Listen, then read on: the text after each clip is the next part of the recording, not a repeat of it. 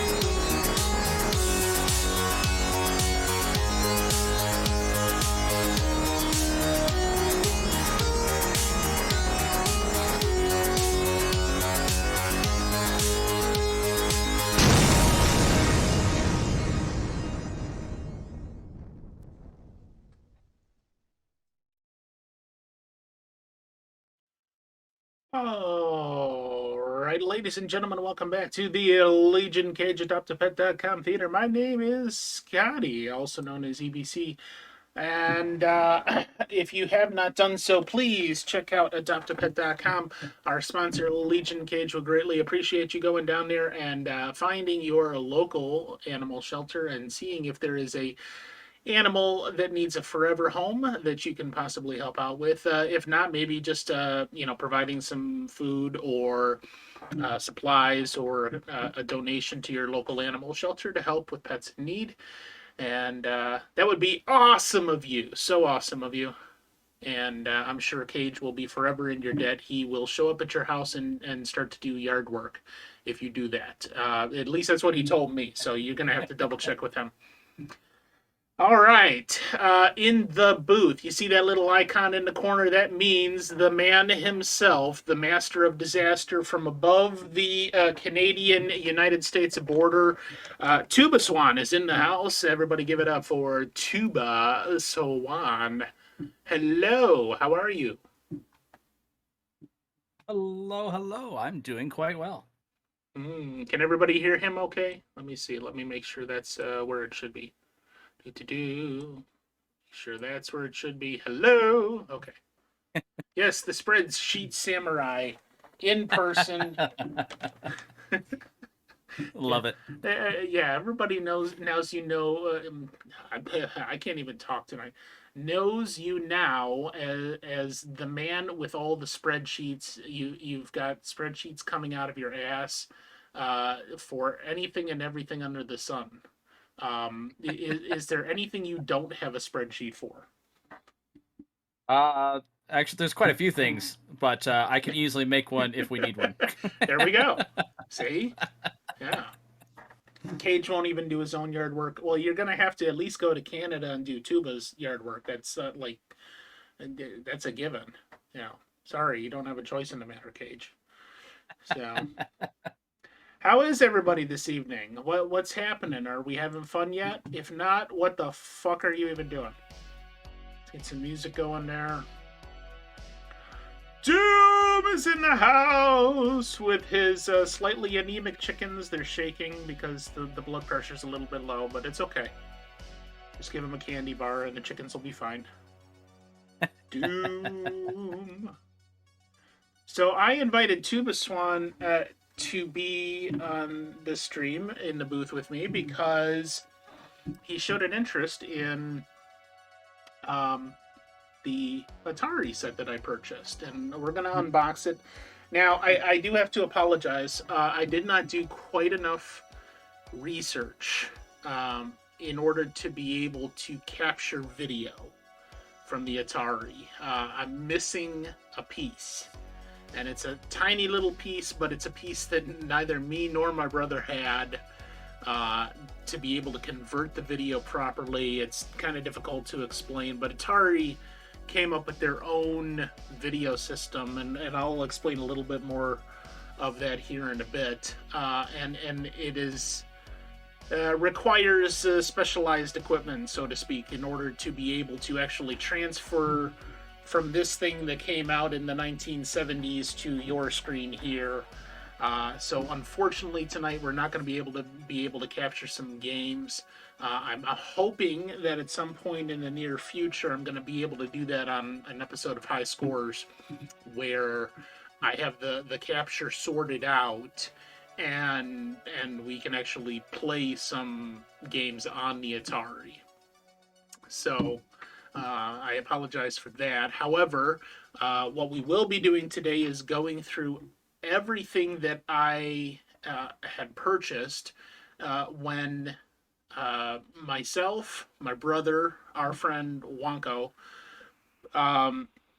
went down to Columbus, and we met up with Doom and his family and the Mad Tinkerer, and we went to a gaming convention called Korg's Con.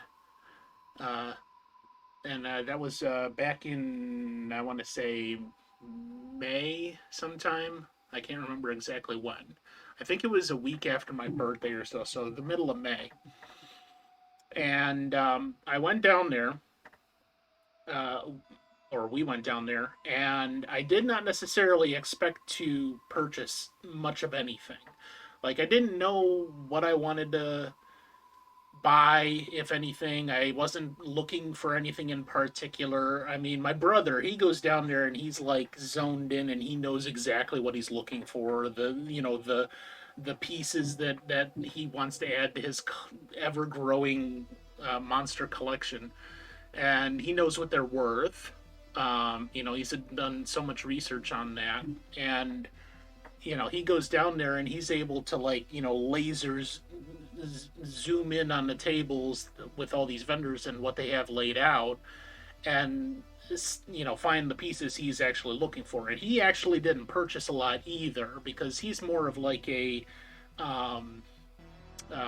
thrift store picker. He's much like, he'll stop regularly 2-3 times a week at the local thrift stores just to see if anybody has donated any types of video games or electronics or things like that, and he'll pick up things slowly over time. And he's been doing this for 10 years, so he's got a whole back room full of video game components and electronics. I mean, the kid must have probably, I don't know, 60 different controllers back there that are in varying states of decay, and we don't know. We haven't even tested it, but it was $2-3, so he picked it up at that time.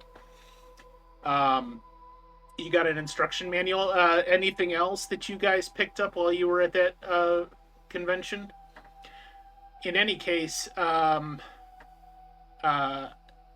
we each got a little bit of something. But then I came across something, and I was not expecting this at all. I came across something that I could not pass up. And there was a gentleman down there who he does a lot of conventions, especially in the Columbus area. He lives in Columbus, and he goes by the name of Atari Dave. And Atari Dave had, oh, I don't know, probably 6 or 7 tables. And those tables, the cage, how much were they? Were they $80 a piece? I think. So he went down there and he probably dropped close to $300, if not more, just on the space to be able to display all of the stuff he brought. And Atari Dave had, I don't know, there was, let's say Atari Dave had nothing that was newer than 1990. Everything he had was old electronics, mostly computer stuff. Like, I mean, he had a good assortment of video games and things of that nature, but he had mostly like the old Apple II computers and just all sorts of stuff like that. Printers. He had, some of the earliest forms of a mouse, and just all sorts of things that were electronics from the 60s and 70s and 80s. And he had 6 or 7 tables worth of this stuff. So I looked through, and it's, really cool. Some of it's from my childhood, and some of it I'd seen before. But I went back because I was looking more specifically for one original Atari controller, because back at Torg in September, I bought from Cage, how shall we say, status unknown Atari 2600. And he just had it laying around. He didn't know what the condition was or even if it worked. And I really wanted to buy at this convention an original Atari controller to be able to plug into that unit when I start testing and trying to refurbish and all that. Well, Atari Dave said, well, let me see if I have that, and if I don't, come back anyway before the end of the day, because I do have a set that I know has an original Atari controller in there, and I've got another one at home. I can just replace the one in the set. I said, okay, well, that's great. So I went through and, looked at the rest of the convention, came back at the end of the day, and Atari Dave, I said, so, where's the set that you're talking about? And he shows me this set. I mean, it actually was a set. I didn't know what the hell he was talking about. And I ended up buying it on the spot for $110. I did not expect to spend $110 at this convention, let alone, I think I ended up spending a total of like maybe $135 or $140, something like that, with the other stuff I got. So that's what this stream is going to be all about, is showing you what I got for that $110. I don't know what that is in Canadian, Tuba. You're shit out of luck. But I think it'd be about 150, I think, after conversions and everything. Yeah. Plus whatever the government's going to take for converting your money, right? So yeah, this stream is going to be showing you all what I got for that $110, and I was very happy with that, even though I'm not very keen on what this stuff is worth, because from what I saw, it absolutely was worth that price. So without further ado, let me come on over here, and we'll start showing you here. Any case, welcome. Hold on, I gotta mute the mic here while I move it.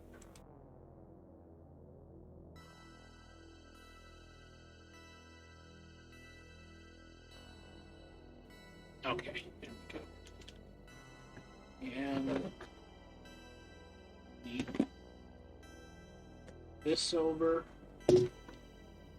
So I do this. I'm gonna Move this camera. Don't get motion sickness here for a second. Uh-oh. My brother moved it. Hold on. It's fine. Everything's fine. Hold on a second. I'll be right back.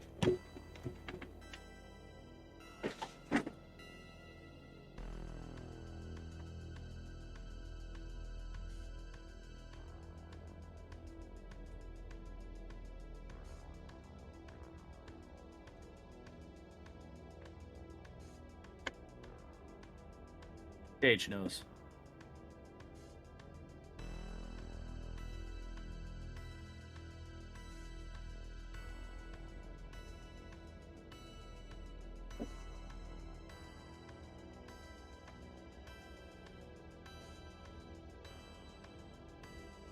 Cuba, did you entertain your people? I wasn't sure if they could hear me or not. I'm not gonna lie. What? I can't hear you. Oh, yeah. No, it's all right. All right, let me. Everything's fine though. Yeah, everything's fine. Shut up. Let me catch up on chat here. Cage isn't gonna do his yard work.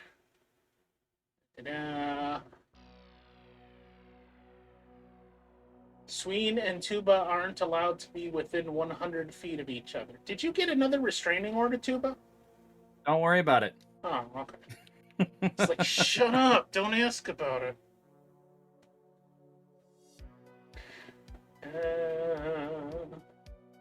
Instruction manual. Oh, you got COVID at the convention? Cage? Do you think that's where you got it?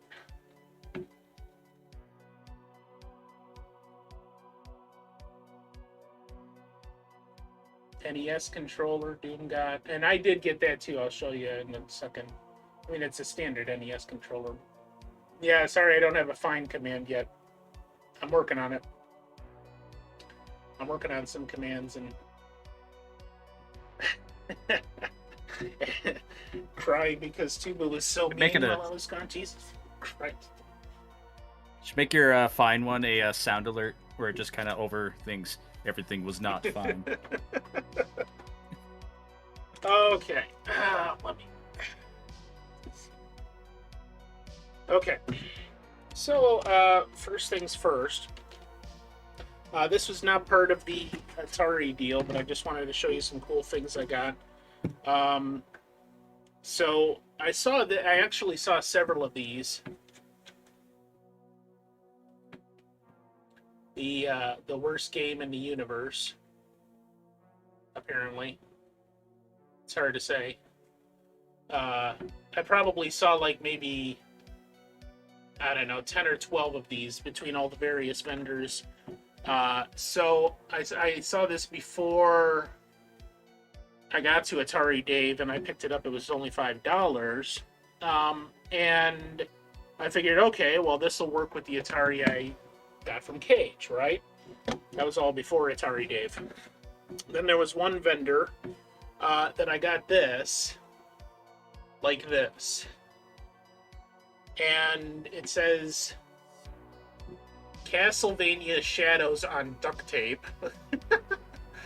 and the reason I got that is because I got that, an NES controller, 2 original Nintendo sleeves, cartridge sleeves, and some other little piece of electronics or something for like $15. So I thought that was worth it, especially because if I go to plug this in a console and find out exactly what it is, you know, I could maybe refurbish it or do a proper reproduction label for this when I go to clean up the cartridge.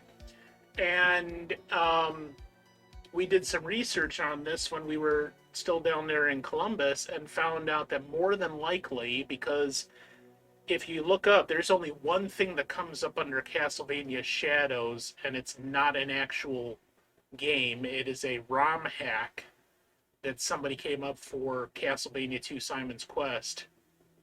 And what we were thinking was somebody took that ROM hack and loaded it onto this cartridge.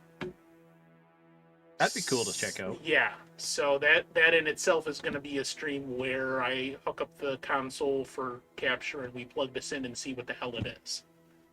And if it is that which we thought, then that's what I'm going to try to do, is create a good looking reproduction label with that ROM hack on there. Because if you look that up, Castlevania Shadows ROM hack, they already had artwork created for it on the page where you can download the hack. So I want to try to create like a standard NES cartridge label with that on there, if that's exactly what it is. So we'll see. That's another stream coming up. So yeah, I just got the a couple of oddball NES things. And then, like I said, I went back to Atari Dave, and he had, this set for $110 that I snatched up. So here's what all came with the set. Oh, and one more thing here. This is the Atari that I bought from Cage. Status unknown. We don't know if it works. And what I can tell you is that I plugged it in, and I was at least getting a response from the video feed. It wasn't showing that a game worked, but I believe it is powering on and works just fine. I just have to be able to properly set up the capture to make sure that we can test it. Now, this is what I remember an Atari looking like. When I had an Atari 2600, it looked like this with the wood grain on the front and, that solid black, almost like a pebble type texture. Okay, very basic. You can see there's only... Looks like it's in pretty good shape, too. It is. I mean, it's dusty. This is the one that I got from Cage. You believe that was your grandfather's Atari? Wow. I feel honored now. I feel like I'm holding my weight in gold with this. So as soon as I do get that video capture set up properly, we will be testing both systems. Because I do believe this is powering up and putting out properly. Oh, we have a raid from Steph Babies and Mr. Wrong. Double raid. Hello.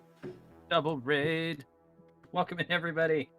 It's like I'm being attacked with a double-edged sword that is named Steph Babies and Mr. Wrong.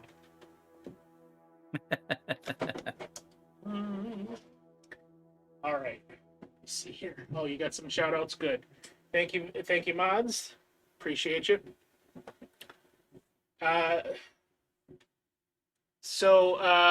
You missed the first part of it, but basically I'm just showing off what I purchased at a gaming convention a couple of, maybe, 2 months ago now, when we went down to Columbus with Cage and Doom and Tinkerer. But welcome, Raiders. Thank you for joining. Appreciate you. How y'all doing? So that was the first one that I got from Cage. Now, this one...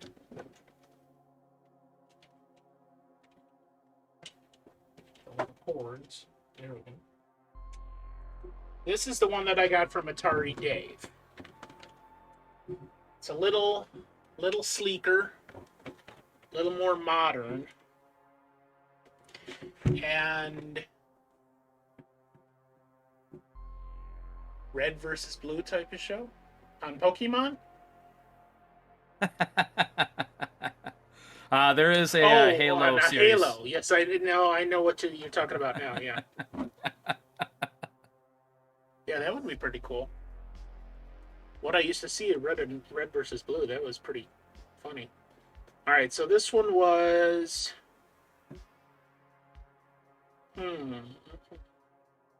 We don't have a date on it, but I bet if I looked up this number,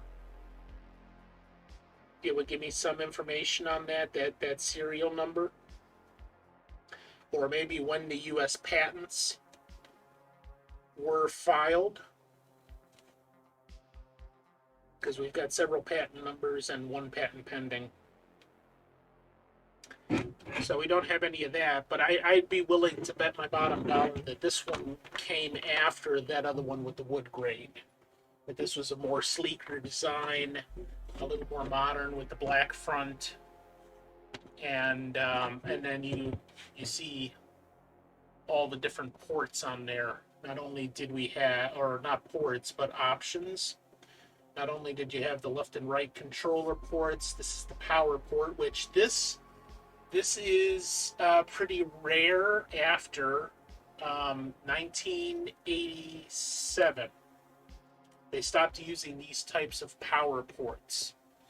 And they started going more towards like what you typically see on the back of electronics with like a 3-prong socket. So that's pretty rare. You don't see that except on these older electronics. But then it also added, or moved rather, from down here. It had the selector switches for difficulty that moved that to back here. I don't know if you can see it. Difficulty A, expert, B, novice, and then for player B. And then it also had the channel selector here for channel 2 or 3. I don't know if you can see that with the light shining off of it. Anyway, so yeah, this I bet my bottom dollar this is from a little bit newer. So this is the one I got from Atari Dave, and everything that I got from him was in good condition. I mean, clean and looked like it was well maintained, well taken care of. And I got to imagine he did that, just because that's his living, is going to conventions and selling ancient electronics. But yeah, let me catch up on chat again here. At that, there's the rabies, not the rabies, the rabies. It's like a new disease on Twitch. Red versus blue. Tuba is here. Yes. According to what I see here, the all black one actually came first. Oh, did it? Sears rebranded the Atari, and that's when you get that wood green. Okay. Let me see if there's a date on this one. No date on this one either. That is interesting. Okay, well, then I lost my bottom dollar to Tuba, no less. Okay. Okay, so the wood grain is a Sears version. According to Wikipedia, anyways. According to the interwebs. But yes, Tuba is here. If you have not paid your tribute to the Swan of the Tuba variety on the way in, please do so. We'll very much appreciate it. Yes, how was Halo? How did you blow anything up? I don't even know what is really involved in the Halo game anymore. I want to know about the adventures of Skevin. Skevin?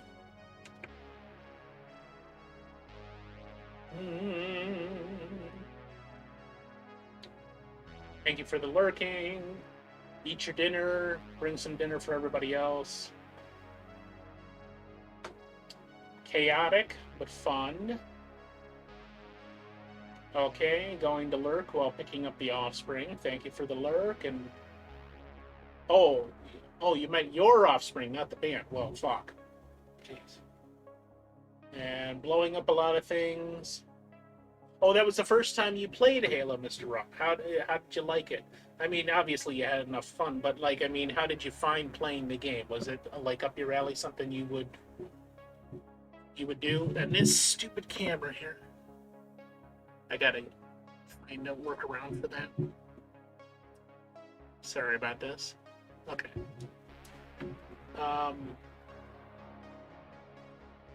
That's good. Skeven? It sounds skeevy. All right, so this actually came first. So this was the Atari that Atari actually came out with, and then we had the wood grain one was the Sears model, at least according to the interwebs. So at this point, let me explain to you why, unfortunately, I'm not going to be able to do capture tonight. You see this type of connector here? It probably looks very familiar if you're familiar with like the TVs of the 90s. And that is what's called composite. So here's what I did not understand, and I did some more research this afternoon and found out I don't have the proper equipment here to go ahead and capture this. And what this is I don't have any other examples here, but there's something called coaxial cable. And the really old TVs had two flathead screws in the back. And those two screws were basically your inputs for an antenna, because this was long before the age of cable or streaming. There was no internet really, or at least there was, but it wasn't the type of thing. It was all done through the phone line with dial-up. So all the TVs would simply have two screws that looked very similar to this. Okay? Every single TV had those two screws on the back, and that was where you would attach the antenna that had two wires coming off of it. And you might have seen, like rabbit ear antennas before, or some other types of antennas that used to be used, and that was the method by which you received the waves coming in through the air. That also is why you had to be fairly close to the station in order to get the reception. Like, we lived out in the country, so we were always having problems getting the local channels. But I remember using one of these units to set it up. And that was the whole point, was when you bought one of these early video game units, they would sell you one of these switches, and then after a while they became available just as like separate pieces, so that if you had an older television you could still hook it up.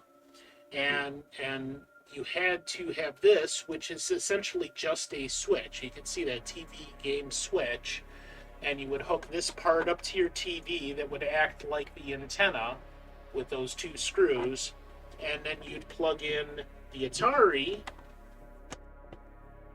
to this port here, just like that.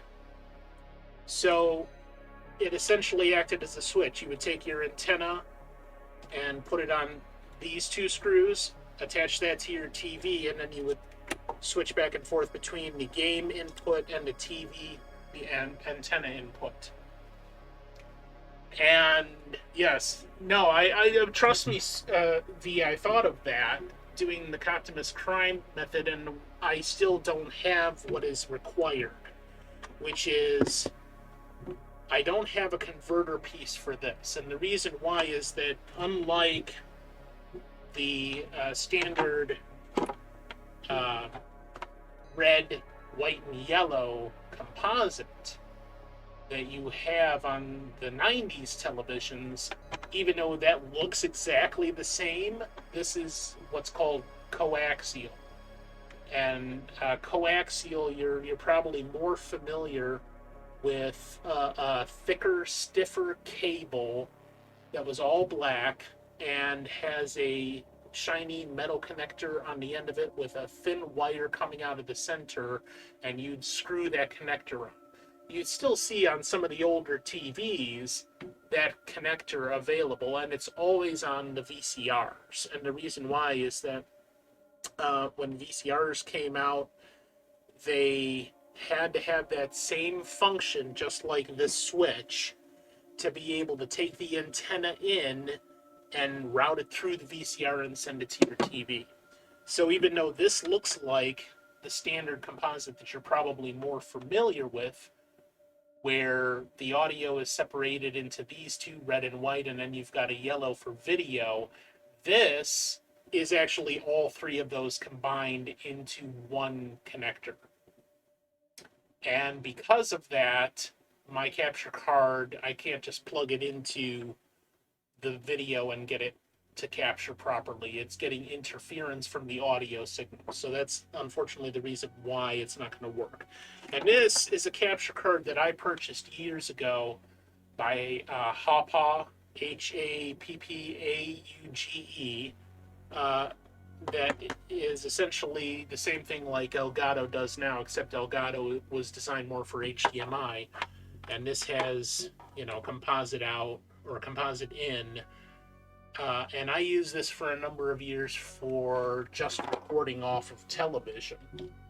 I would split off from my cable box before HDMI was real popular, and I would record off of television onto my PC with that. But unfortunately, this is even older, and Atari came up with their own thing here.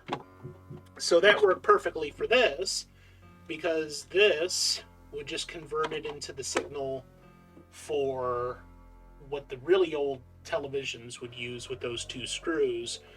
But in order to actually get this to do what I want it to do for our purposes, I have to buy another piece that would convert this to the other style that maybe you're more familiar with, which is, its technical term is RF coaxial.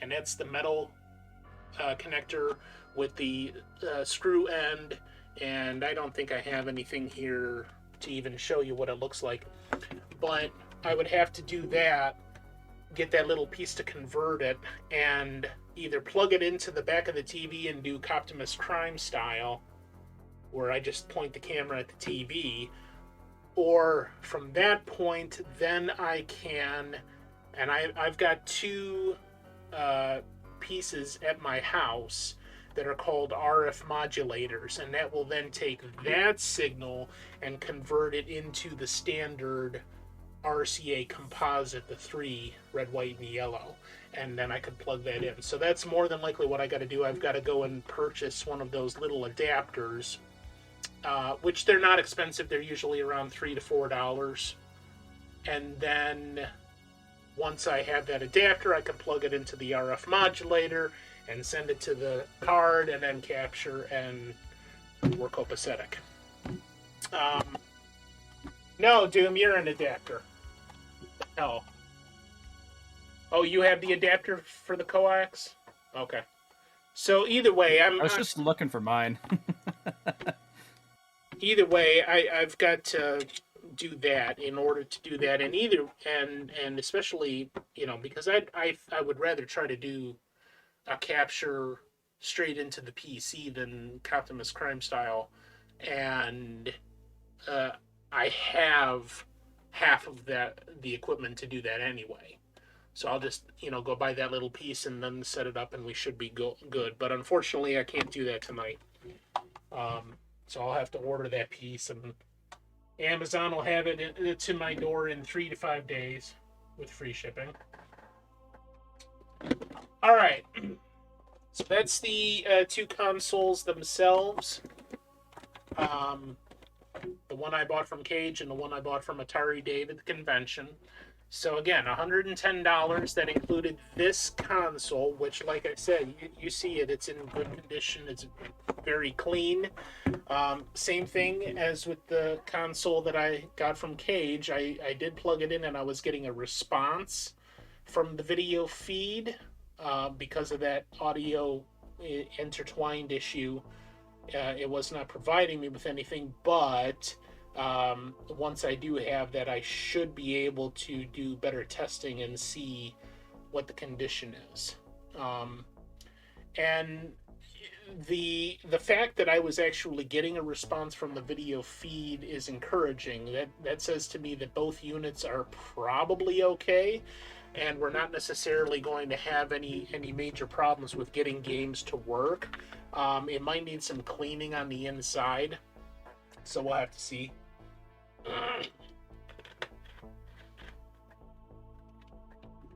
That'd be awesome if they were fully functional. Yeah. Yep. And we may not have to do much of anything for restoration, aside from I do want to do in the way of restoration, opening them up and cleaning them. So we will see, and that will be part of the WreckTech series. All right, so next in this deal that I got, like I said, this whole thing came about because I was looking for an original Atari controller, and Atari Dave said, well, I'll just give you this one out of the set, and I'll replace it because I've got another one at home. Well, then I realized that what he actually said was part of a set was like unbelievably complete. Like, if you went to the store in the late 70s and bought an Atari outright, this is what you would get in the box. See, because I just wanted one controller to try to test that, and this is what was included. Not only the two original Atari controllers, but two of the original paddle controllers. And that is, I mean, you can find them, but I'm pretty sure that they're harder to find and in good working condition than the standard controllers that came with it. So I was very, I mean, like, you know, as I'm going through this box, I'm like, this keeps getting better and better. So the fact that it came not only with two standard controllers, but two looking in good condition paddle controllers, that also added to it. So we got those four. Then we got into the games. He included in this set, and I don't know if this is what would have come with an original set that you purchased, but this is what he included in the set that he was trying to sell. So the first thing, I'll show you these games. These all are games that were not produced by Atari. They are, like these two were Activision, and this one was actually put out by Fox Video Games. I don't know if you can see that. Yeah, it's not even showing up properly. Getting too much shine. That's not focusing. Hard to see, but it's still kind of cool. 1983 Fox Video Games Incorporated. So Fox had a division of video games in 1983, and they actually put out this cartridge that was based on the television show MASH. And just like we see today, there's a lot of video games that are based on TV shows or movies, or they just came out with The Evil Dead, based on the movies there. So obviously there's lots and lots of video games that are based on TV shows and movies over the years, but that I found kind of interesting because MASH was, it was a drama, but it was also heavily comedy. So to see that, based on that show that Fox was putting out at the time, that I thought that was really interesting, that he included that in the set. Activision did a lot of games, and Pitfall. I remember playing the original, or not the original, but Pitfall on Nintendo. But this is the original game, the original Pitfall that they had, ported to various things, especially with the PC, and then eventually the cartridges for the Atari and the Odyssey and something else, I can't remember, and Space Shuttle. I remember, like I said, I remember playing Pitfall on NES, but I don't remember this game at all, and that's probably going to be with a lot of these. So these, just those three, are not produced by Atari. So we've got those three. Here, let me see if we can get this nice and neat up here. Do it like this. Okay. Now these are ones that Atari put out back when, I want to say, it was more of like a computing system, and they put out a whole series of games for their video computer system or home computing system. So these were more like, they were games just like any game Atari came out with, but they were very generic and generalized. So like you see combat with those joystick controllers, they tell you, even these ones, joystick controller, and they would tell you if it was a game that you needed to use the paddle controllers for. But yeah, these ones in particular were kind of very, very generic and generalized, and they didn't necessarily have like any kind of theming to them whatsoever. And they came out earlier, like the CC 1978. So that was right at the beginning, before they started doing some of the other stuff. More of the licensing games and things of that nature. So we got that. Then we have the next set, which is these. This was the series that they came out with, that was based on licensing for various things, and they started trying to create more of the entertainment value by having fun games, like you see football or bowling, Indy 500, Drive Like That, Pac-Man, which was, one of the licensed games, Super Breakout. Now we're getting more into the fun games, the ones that we're able to license off of movies. I think if you... That was it. Let me see if we have that. Yeah, so 1982 for that ET one. 1982. Here's a 78, but that's, again, more generic. 78, 82, 81 for Pac-Man, 78.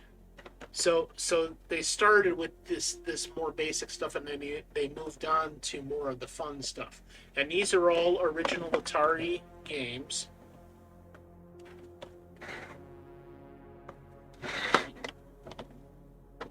Now,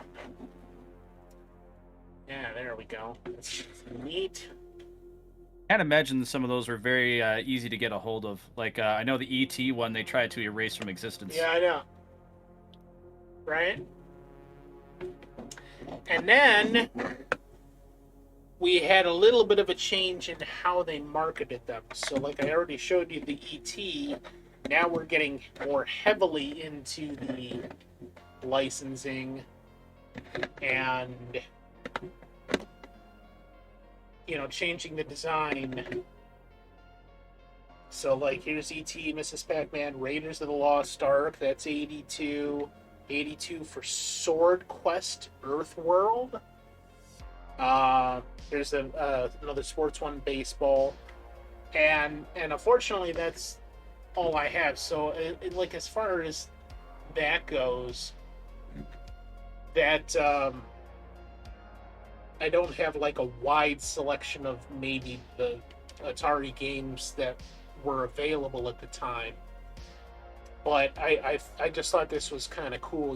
This was all included in this set that he had, except for the ET one. I purchased that previously. So we literally have 22 games, if I'm counting correct. 1, 2, 3, 4, 5, 10. Yes, 22 games included in the set I got from Atari Dave. And then this one I bought for $5 from a different vendor. And they, the vendors down there had tons of Atari games all over the place in varying, conditions and that. You could basically find probably just anything you wanted as long as it wasn't a rare thing. I don't know, casual gaming guy. How were you not following already? Welcome. Thank you for joining us. How are you? I've done that so many times. I thought I was following you. Am I suffering from an aneurysm or something? Anyway, welcome. Thank you for joining us. Yeah. Man, at some point I definitely got to play ET just so I can apparently show you all how to beat it or something. Yeah. So I was very happy with the game selection that Atari Dave included in this set. Even though some of these I will never play, and I might end up trying to get rid of some of these, like resell or something like that. We'll see. I might take it into a convention and try to offload them because I know I'm never going to play it. I'm never going to play baseball. I'm probably never going to play the football. I'm not a big sports fan in general, so golf, basketball. There's another baseball one.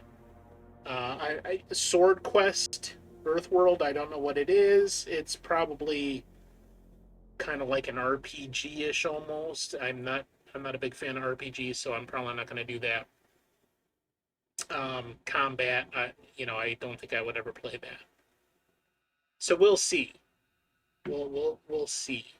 And again, these are all Atari games, so more than likely I'm not even going to be doing a lot with whatever I do keep. But like I said, I thought this was such a fantastic deal that even though I'm probably not ever going to play the majority of these, it was worth it. So the only other thing I would think about these cartridges, I did some research, and the way these cartridges come apart is there is a screw underneath the main label, and all of these are designed like this, even the ones that were not created by Atari. In fact, those ones have two screws under the label, there and there. The Atari ones have one screw right there. So at the very least, if I'm going to be refurbishing and or keeping any of these cartridges, I'm going to need to do, it's just going to be more in depth. And I would have to get, the method for this sort of thing is you get a hair dryer that's going to put out some heat, and you blow it on the label. And this also works for like masking tape. If you ever have masking tape on glass, you heat up the glue that's on the other side of the label or the tape, and then that allows you to very slowly peel it up and not damage the label, because you're not getting the stress from the glue trying to hold it to the plastic, and you won't have any residue left on the cartridge after you peel up the label. Yeah, unlike the NES controller cartridge like I just did, you just have a couple of security screws and you just unscrew them and open it up, and there you go, you got the circuit board. No, for these, and the other funny thing about that is the circuit board is literally only that big.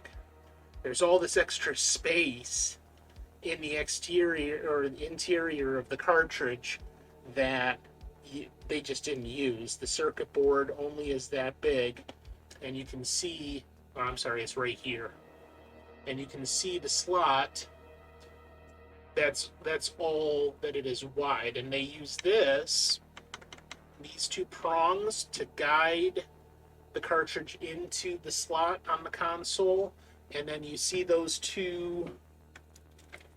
Let me see, where did I put my thing?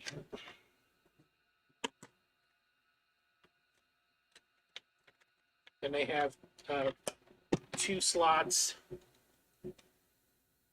here, oh, there, and there. Those are actually holes that they have pins that go down into, and then they open a door here, and then I'll show you how it works. You can just push that, and then that pushes the door out of the way, and then you can kind of see it exposes the circuit board and the pin connectors to it. So every cartridge has this spring-loaded thing here to protect the circuit board, and because of that whole mechanism, they need all this extra space in here. There's a spring-loaded contraption and whatever else, and then they decided, okay, well, we're going to make it. The only way to actually open it up is going to be a screw that holds the two halves of the cartridge together. We're going to put it right here in the middle, and then we're going to slap a label over it. So, if you're a collector and you need to open a cartridge, fuck you. Yeah. That's just rude. Yeah.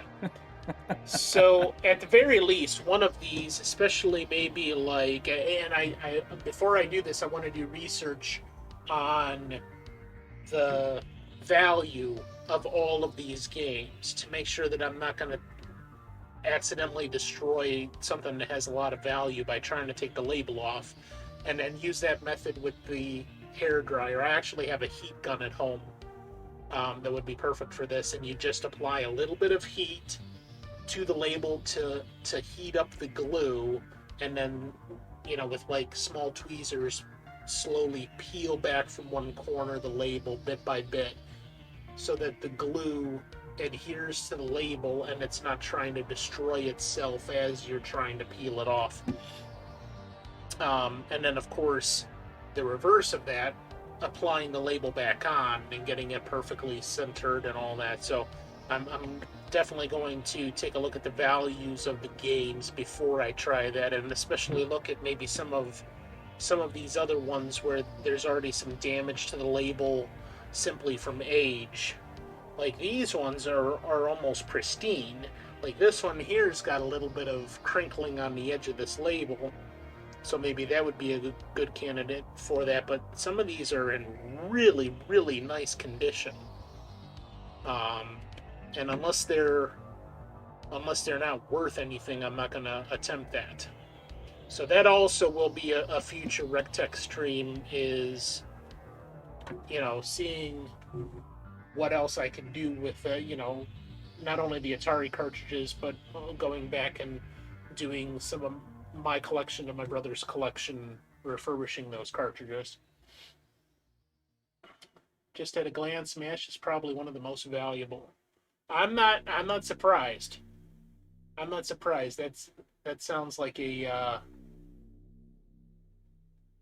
something kind of rare. Casper, welcome. Haven't seen you in a fortnight. How are you doing? Good to see you. All right, so we got the 4 controllers. We got the console itself.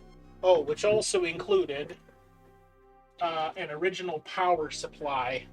Let me show that to you here. That's an original power supply, and the way that you can tell, not only does it have the Atari logo on it, and make sure that it's the right one for the Atari 2600. This is what I found out. You probably can't see this on the camera, but it says output 9 volts, DC for direct current 500 milliamps, and then it's got a diagram of the poles to show you which is positive and which is negative, and it's got the negative on the left side. Any type of inverter like this that converts from alternating current, which is what comes into the house, to direct current, which is what the console needs, will always have this kind of information on there. The input, the output, what it's rated for so you don't burn it out, and what the polarization is.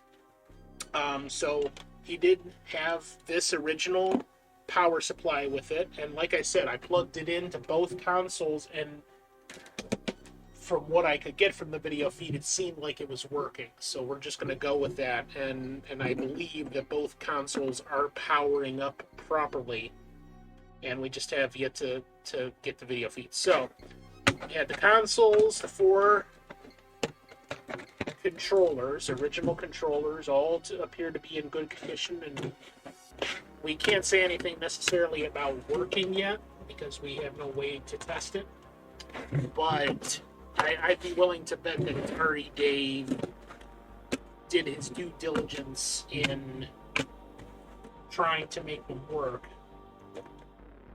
and making sure that they were doing what they were supposed to be doing. But wait, there's more. Very tired, Ben.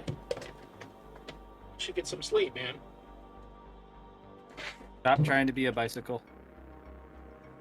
Who's trying to be a bicycle? Because he's tired.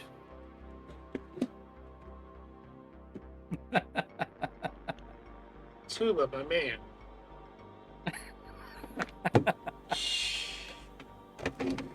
That's aneurysm inducing, man. Ben, quit trying to be a bicycle so Tuba can stop making those jokes. But wait, there's more.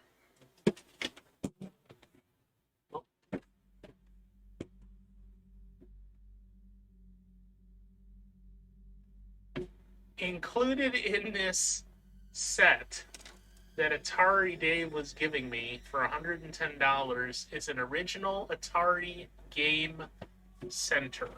I don't think I've ever seen one of those outside of like shots about what used to be available. Right. But not only that, not only the Atari Game Center, which the way it was designed was it would hold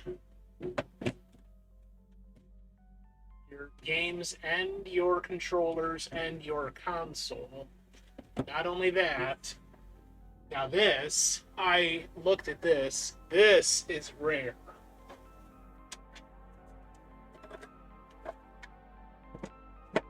The original amber colored plastic top. Now we've got some damage here and scratches. But yeah, that is very rare. So this case sealed the deal. I said, you don't have to say another word. And I took the money out of my wallet and I paid the man, and I am happy because this by itself. Let me see if I can get you a really good view. Maybe not. It ain't gonna happen.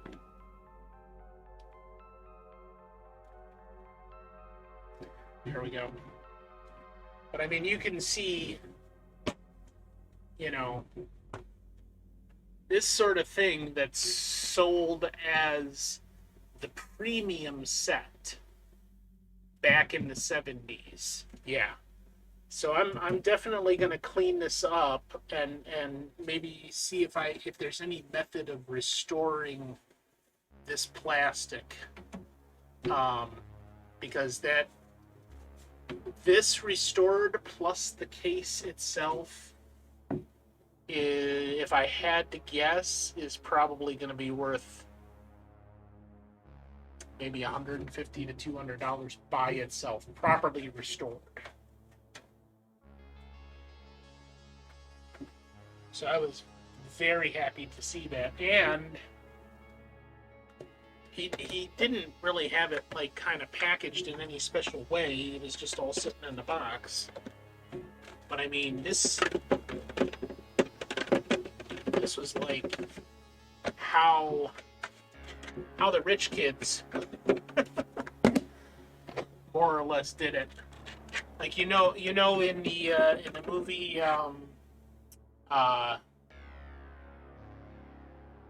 what was that movie that just came out? Cage or Tuba, the video, the one Nintendo one with Doogie Howser. something Christmas. Can't remember. Trying to rack through my memories here. It's not ringing a bell. 8-Bit Christmas, yeah, that's it. Starring Doogie Howser and me. You know, if you've seen that movie, he's talking about, you know, what it was like as a kid with all of these fancy electronics coming out. You know, like the Power Glove for the Nintendo and things like that. You know, how you were as a kid seeing this stuff and reacting to, you know, the neat toys that were coming out. So seeing this is just the cat's pajamas for me, even though I don't think I had this case. I don't think I even had a lot of games. I did have an Atari 2600. But yeah, I mean, this sort of thing to me is kind of beautiful in a way. You know, to see the things that were available for somebody to purchase and have as a thing as a kid. But wait, there's more.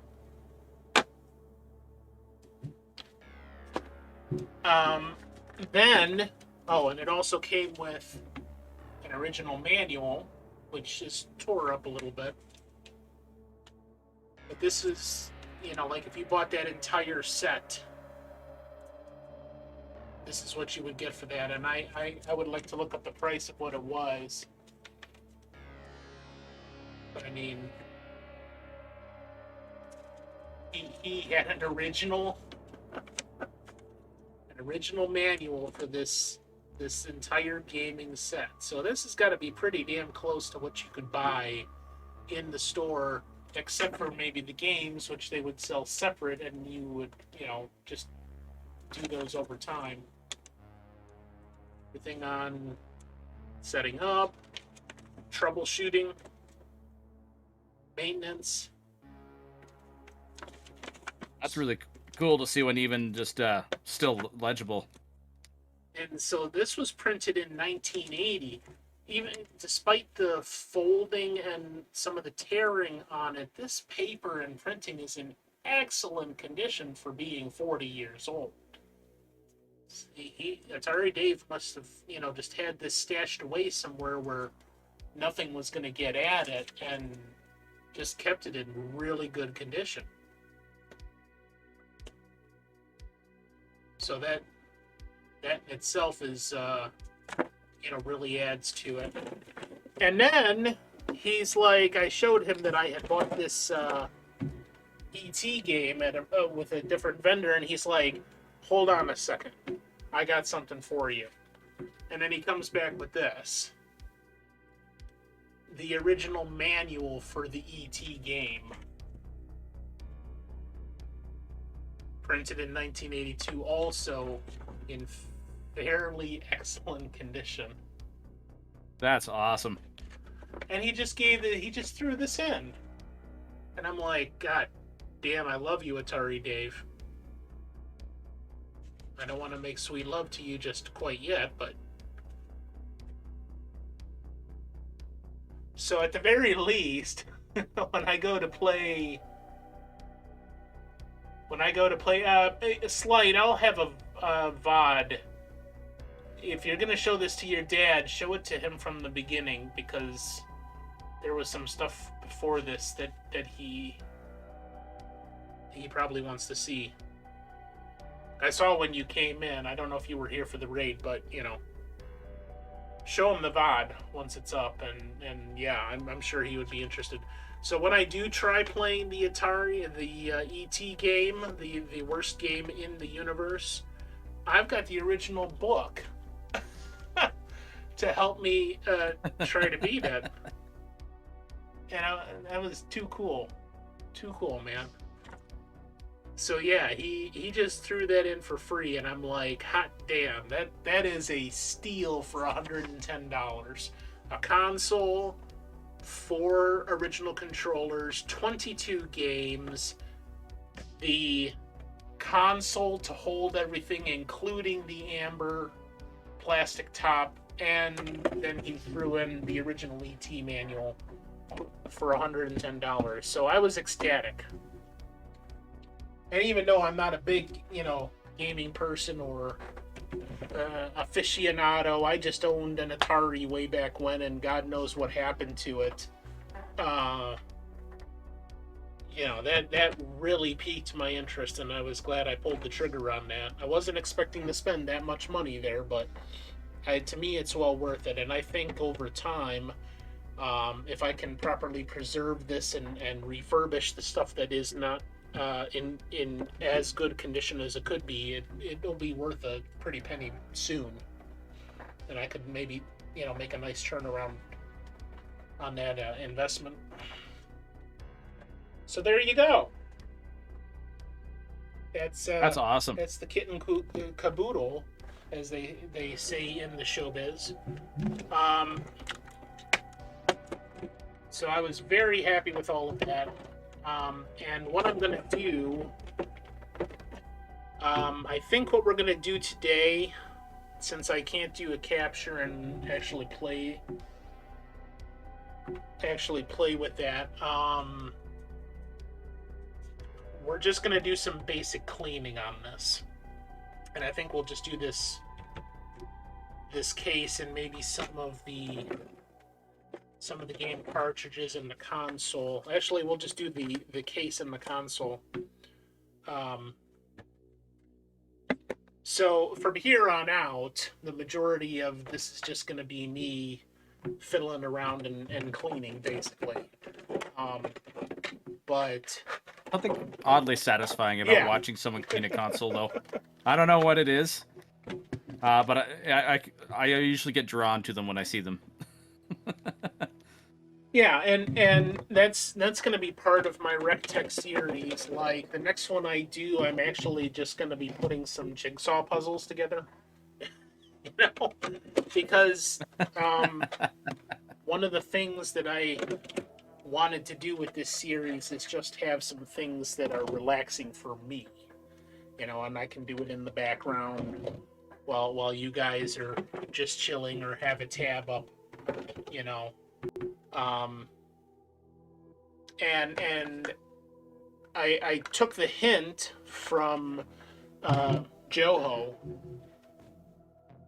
because he was doing models of Gundam or Gungam. Yeah, those are his Gundam models. Yeah. And I used to do back in the day Star Trek model shipbuilding. So that's definitely on the agenda. At some point on the WreckTech series, I'm going to be doing... I'm definitely going to be doing some Star Trek Starship models, but I want to do some other things first that are not quite so intensive. So, like, I had the Light Bright, and then I'm going to be doing some jigsaw puzzles next time. And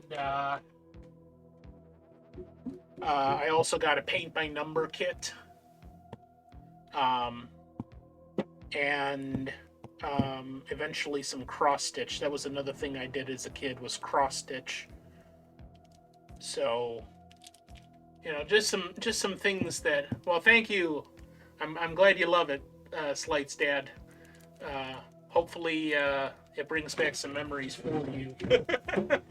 Seeing some of this stuff in original form. Yeah, you remember having one of those as a kid? The Atari Home Center? Yeah, just check it out at your leisure, and we'll have some fun with it. But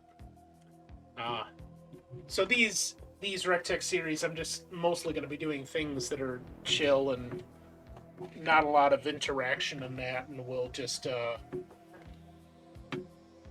some fun and put some models together and make some paintings, and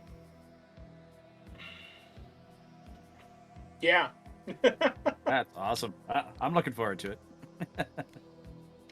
Yeah, direct Pong lineage. I did not have Pong in this set though, so that's probably one game that I will want to acquire soon. Is the original Pong. That's kind of a classic for Atari. Right. So, well, thank you all for coming. And like I said, the rest of the stream here is just going to be real chill. I've got the music in the background. We'll have some fun, and just chat a little bit. Tuba's in the booth. He's, welcome to stay as long as you like, and we'll just chat and, whatever comes to mind. And I'll just be cleaning around in the background here. But because the rest of the stream is going to be like that, and if there's like people here that I've got your attention now, what I'm going to do is I'm going to do my coming attractions on EBC right now, and then we'll come back for this. So let me just do this so you know what's coming up on my channel. Tomorrow night, we've got our regular public domain movie night with Rain from 1932, starring Joan Crawford. It's kind of an interesting one that's very similar to South Pacific. If you've ever seen that or heard, seen the musical South Pacific, it's kind of like, along that same vein. Something that takes place in one of the Pacific Islands during World War II. But that's tomorrow night at 7. Then we've got coming up on Thursday our third episode of That's Not Real Trek with Short and Sweet, my co-host. And that's going to be on the Conflux Discord. We're looking at episodes 5 and 6 of Star Trek Discovery Season 1 on Thursday, June 30th, if you want to join us for that.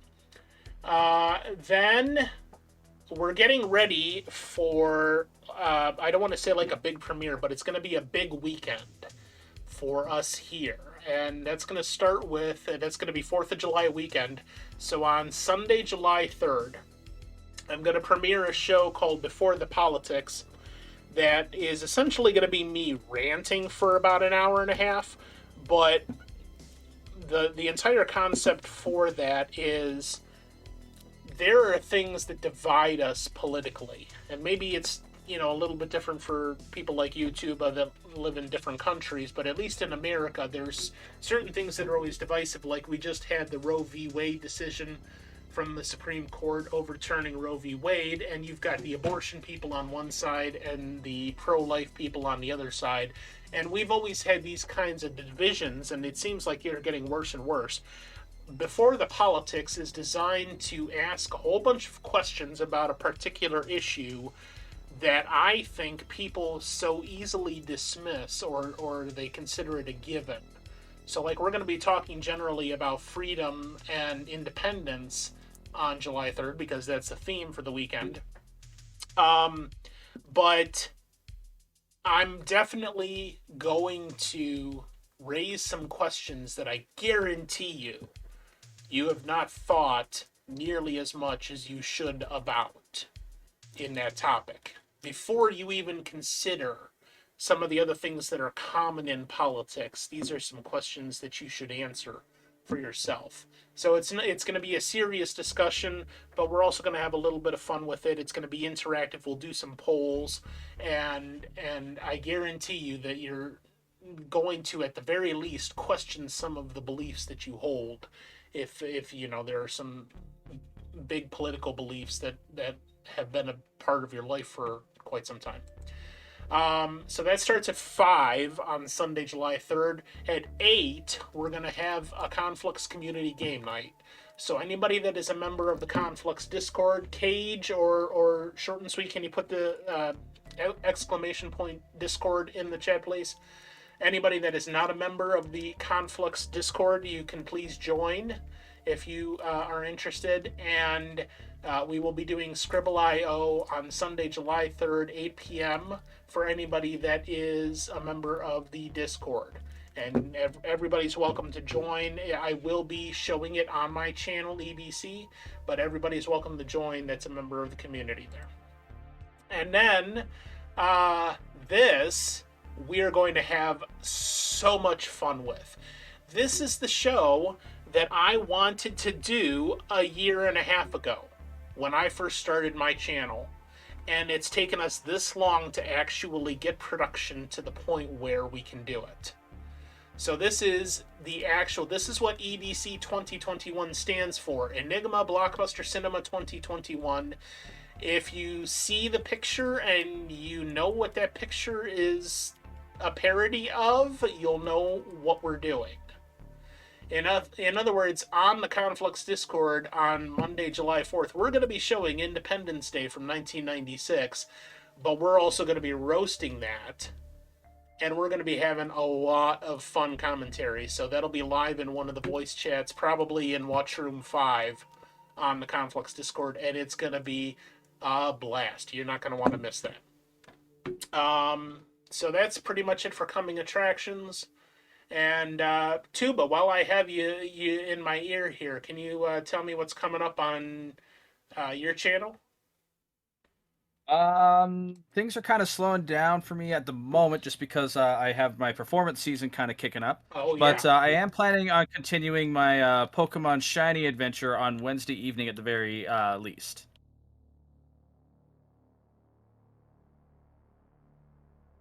Excuse me, I had to blow my nose. Pokemon Shiny hunting? Yeah.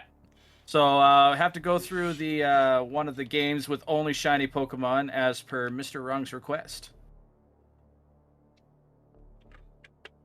And what day will that Definitely be? a hard challenge. And what day will that be? Wednesday. This coming Wednesday. Yeah, so this Wednesday this week. Okay, great. And can I get another shout out for Tuba in the chat, please? For anybody that came in with the raid or is new, or Tuba, shout yourself out, please. My keyboard's way over there. And go follow that man. Go follow him like you're in a marching band and he's playing a tuba right in front of you and he's marching and you're marching right behind him because you're following him and you think he knows where he's going. But he doesn't know where he's going. He's doing his own thing and you end up over there with the timpani drums and the saxophone players and you're wondering what the hell is going on. All because you followed this man. It's okay. We'll give everyone who doesn't know how to play a triangle. We'll be good. Oh, perfect. I got rhythm. I got music. Oh, one more thing. While anybody that's interested in this, I found a better eraser for cleaning the contacts on cartridges. This is Pentel brand. You can see it right there. Pentel. High polymer eraser. And what this is it's a better mix of plastic and rubber in the same thing. Unlike the Pink Pearl ones, which I previously thought were the best, it's got no coloring, no other additives in there, so it leaves zero residue whatsoever on the contacts. That's good. In my research, this is the absolute best eraser that you can buy to clean the contacts on cartridges. So they're pretty cheap on Amazon. I think I picked up a 3-pack for like $5 or something, and they last for quite some time. So if you need to clean any game cartridges, this is what I recommend for the contacts. Now, at this point, like I said previously, I thought Pink Pearl was good. I did a little more research on the subject, and Pink Pearl leaves a little bit of residue on the contacts because of the coloring of the rubber, and this does not.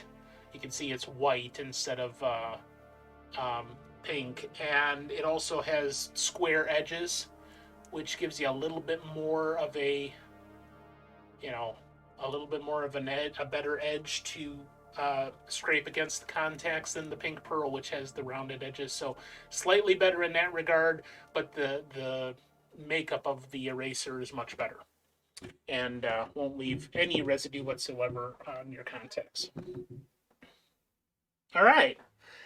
If there's no other questions or anything, Tuba is now going to provide refreshments in the sunroom. And I don't know what he brought. Probably tubas, maybe some of that. What is that? Oil. I got valve oil. I got Valve slide oil, yeah. grease. Did you empty the spit valves? And we have a nice Not collection yet. of. That's a garnish. You got to put that on right as you need it. Oh, that's good. That's great. Oh boy, I'm just making sure I didn't miss anything in chat here. Because my chat's way over there because uh, I don't set things up properly. I was telling people I did, quite a bit of work on the back end, things that you can't see with my setup with OBS, and I'm still not done, but it's 10 times better than it was before and saves me time and far more efficient and works better. And I was having problems with OBS shutting down, not while I was streaming, but they have a function in here where you can switch between scene collections. So I was literally building a different scene collection for every type of show that I was doing. And apparently there's some kind of known issue with OBS where, excuse me, they if you have the same scene in multiple scene collections, when you go to try to change to a different scene collection, it causes it to crash. And I was having that problem, and I finally figured out what was causing it. So now I just have one big scene collection, and all of my scenes for all of my shows are in that collection. And that resolved that issue. But yeah, I did a lot of stuff on the back end here, just trying to make it easier for me to do everything and expedite getting these shows out, because I told a couple of people I just wanted to, stream as much as possible. That's totally fair. Yeah, I haven't seen that issue myself before, but glad to know there is a solution out there. Yeah. Yeah, don't do it like I did. It's a solution. Uh-oh, wait. Sleight of Game has a back hurting perk. Yeah, that's a perk that you get when you start getting, leveling up, as you say. It gets worse as you go on. Sunburn. That's terrible. Don't you work inside mostly, Tuba? It changes. What were you doing outside?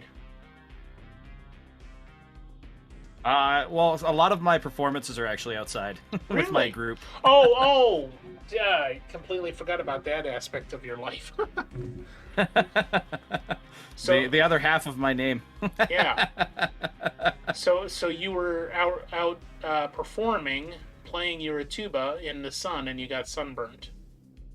Mine wasn't too bad. I think that was more a couple other people's who were really bad. Oh, well, that's good at least. Did you wear sunscreen?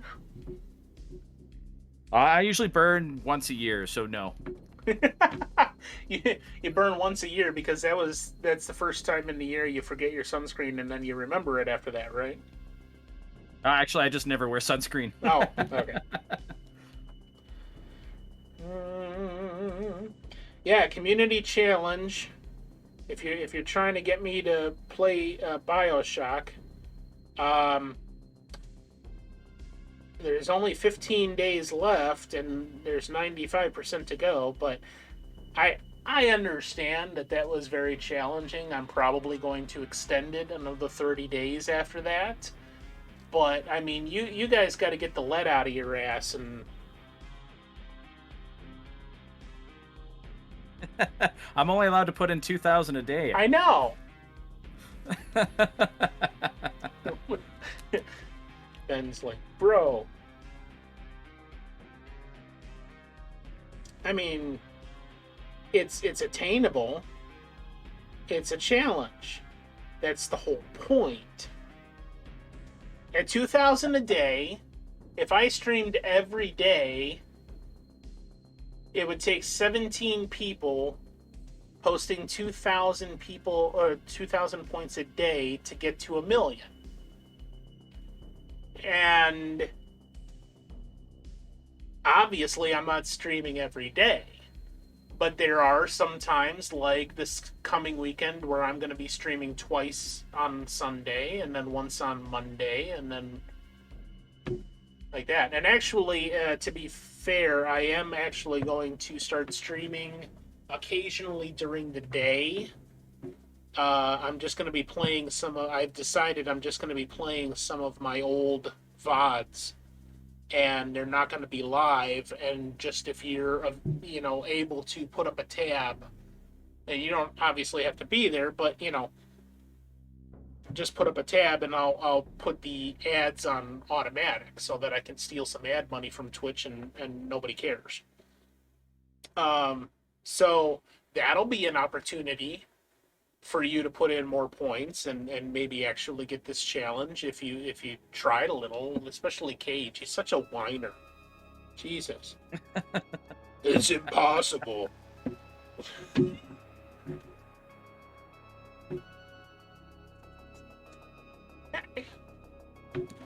Sorry about your luck. Suck it up. Alright, so let's get to cleaning this. There is quite a bit of crud on the interior. I'm just going to use some standard rubbing alcohol. 70% at least works. Probably. There we go. I always forget I have this thing facing me so that whatever I see is actually what you see.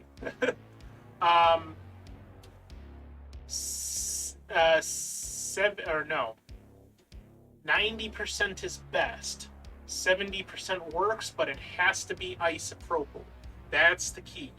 Isopropyl alcohol is what works on circuit boards and on plastics like this without damaging them. The only thing you cannot use alcohol on is the labels on cartridges. That will damage the labels, but it's good for electronics in general as long as it's isopropyl. So I think I'm just going to dump a little bit in the bottom of this here. And we will try to mop up the majority of this. And, Tuba, if I need to read something in chat, just say, "Hey, asshole, look at the thing." I could just read it for you if you want to. I don't pay you enough for that. Hell, I'm. Well, apparently there's a party at Ben's. There's a party at Ben's. Ben, you better have watermelon and baby back ribs. And if you don't, I'm gonna riot.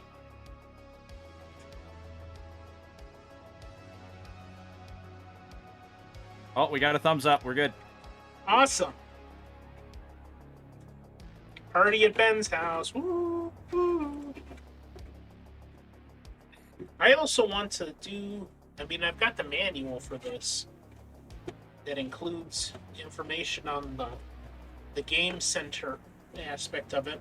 I want to look into the various functions because it's got these slots on the sides, which I believe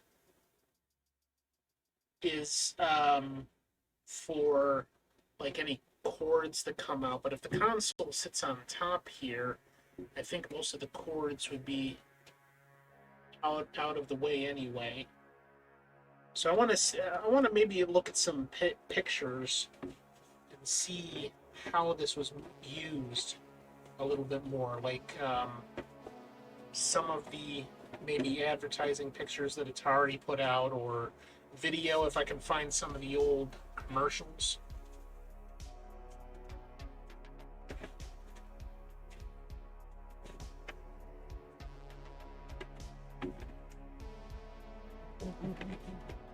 What's everybody having for din din? I haven't decided yet, to be honest. Well, you're 2 hours behind me, so it is 6:35 there. You're probably getting pretty hungry. Getting there. I'll get food eventually. Are you going to stream again tonight, or just get ready for work tomorrow? Probably just get ready for work. I would love to, but definitely don't have the energy. Yeah. Work can be so draining. Yeah, my work is very physically taxing, so... Yeah, you were telling me about that. Mine is probably more mentally fatiguing. I mean, I just sit in my car all day. But when I just keep on driving and I don't take any breaks or anything, unless I'm sitting there waiting for a passenger, it's almost constant driving, which, focusing on the road and making sure no assholes hit me and vice versa, because I'm an asshole myself. But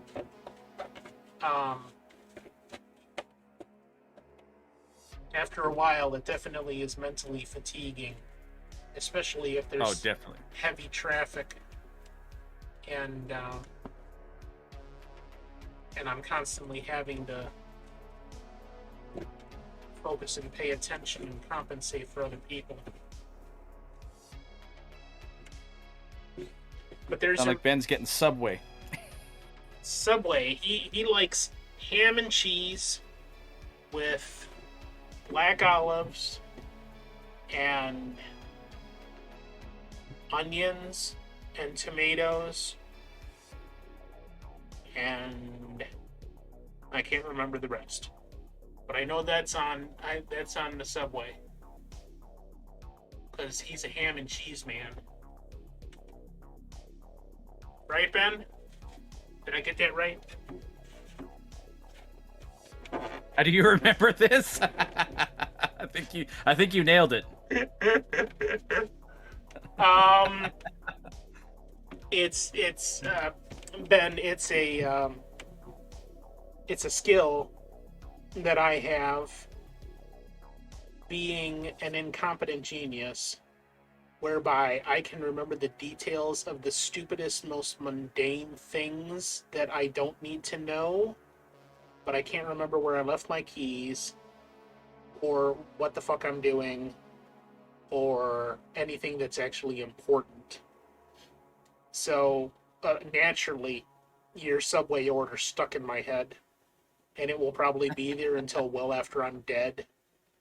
So I'm sorry about your luck. You never should have told me. I mean,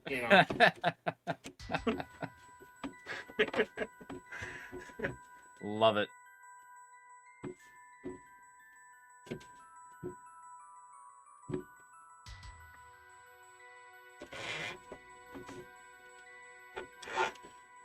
BD's Mongolian Grill. What's BD's? That's the brand, and Mongolian Grill is the entire name of it, but it's essentially I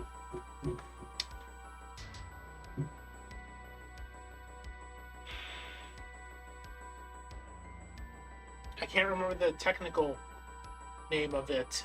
It's raw food bar, so they've got raw meats and veggies and spices and all sorts of stuff. And you put the raw ingredients in the bowl, you take it up to the grill, and they set it on the grill and they cook it very fast. I can't remember the technical name for that type of restaurant. Okay. That sounds interesting. And We had so like they have any type of ingredients for stir fry. So, for meats, they've got steak and chicken and pork and shrimp and scallops and crab meat and all that stuff. Then all the vegetables that would go with that for either Asian or Southern or whatever you like, Spices, they probably have like 25 different spices. And seasonings, and then they've got like raw eggs, like actual fresh egg. and you can just set the egg on top, and they'll crack the egg and scramble it up and mix it in. And it's all you can eat. So you would get a plate, which it's just a small bowl, and they'll fix you up this stir fry. Then you can go back and make something completely different and make it however you like, whatever you like in your stir fry. Sounds pretty cool. Sounds kind of similar to something that I've had over in Japan, where it's kind of the same idea, but you get a broth, whatever broth you want, and then you cook your stuff in that, and then you mix your other ingredients that you order. That's hot pot, or at least that's what it's called here.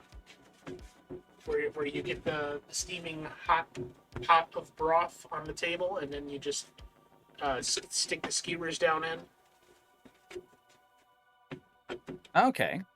Yeah, that's called hot pot here. I can't remember the Unfortunately, the last time I ate BD Mongolian barbecue, we went to this one in Columbus with the group. This was when we were going to Torg, that gaming convention in September, and they didn't do their due diligence with the food. And both Steph and was it Rob or Cheesy that had their items that they got off of the bar. I should say off of the menu, not from the bar, were not cooked as well as they should have been. So yeah, Cage just mentioned it inside in the chat there. Rob and Steph. Rob and Steph, yeah. Oh no, he said cheesy. it was Okay. cheesy. Okay. Yeah, and that actually was the worst experience we've had at Mongolian barbecue ever. So it was just that one, I think, because any other time I've ever gone to Mongolian barbecue, there's 2 down in Columbus, I think, or maybe 3, 1 in Cleveland on the east side, and every time I've gone, it's been a fantastic experience. Great food, and they do it right. They have I didn't get it that last time in September, but they have a dessert that is absolutely one of my favorite desserts. That's deep fried Oreos. Oh, I love deep fried Oreos. Yeah. We actually get that up at the Stampede there every year. I have to get one every year. Yeah, it's typically a fair food. Mongolian barbecue made it part of their menu. This is a standard dessert that they serve, and they changed it a little bit. Like, I mean, a standard deep fried Oreo that you get at a fair is just the Oreo dipped in batter and fried. What Mongolian barbecue does is they take an Oreo, they dip it in vanilla pudding, freeze it, then they take that frozen bit of the Oreo wrapped in the pudding and batter that, deep fry it, and then they set it on the plate and cover it in powdered sugar and chocolate syrup. Oh, that sounds good. Yeah. So they All this food talk, I may have to grab some food soon. yeah.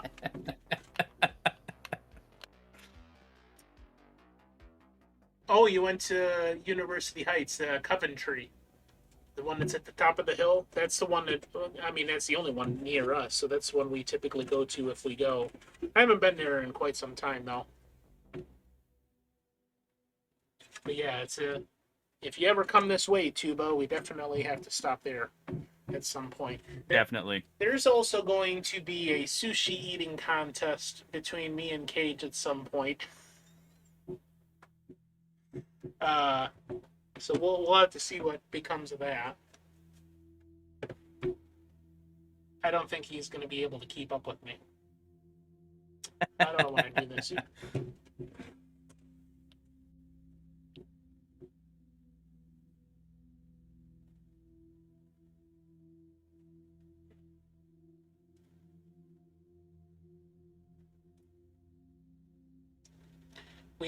one of the places. I mean, you can always go to some of these Asian themed buffets, and and quite a few of them have sushi. I took Cage and V and Whitney to one that I like. Um, that is more of like a Japanese seafood buffet, and when we went, I was kind of disappointed because they reduced the amount of sushi that they had on the bar since the last time I had been there, so it wasn't quite as big a selection. It was still pretty decent, but there's a new place in town called Kintaro that it's all you can eat, and that's all they do, or at least that's what they really focus on, is sushi. I don't know how I would feel if the sushi bars I went to reduced their sushi content.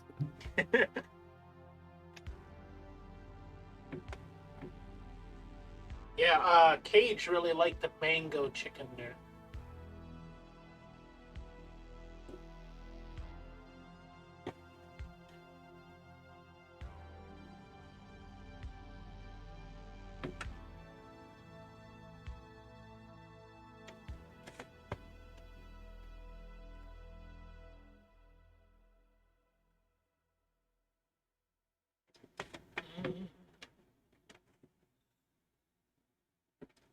One I've never had before either is mango chicken. I hadn't either. That seemed to be something that was either new. I mean, definitely had orange chicken before, and we have a lot of places around here that do a bourbon chicken. It's got a bourbon reduction sauce. It seems to be a standard around here, at least. But that was a new one, mango. Sounds like it'd be interesting though, especially with the little bourbon mixed in. Oh, by the way, Tuba, did you catch the UK versus US special? I was able to stop in briefly, but not for nearly not enough of it. I definitely need to check out that VOD. Well, the only reason I bring it up is because we're probably going to be doing a part 2 to that soon, and it was suggested that we get Canada in on the act.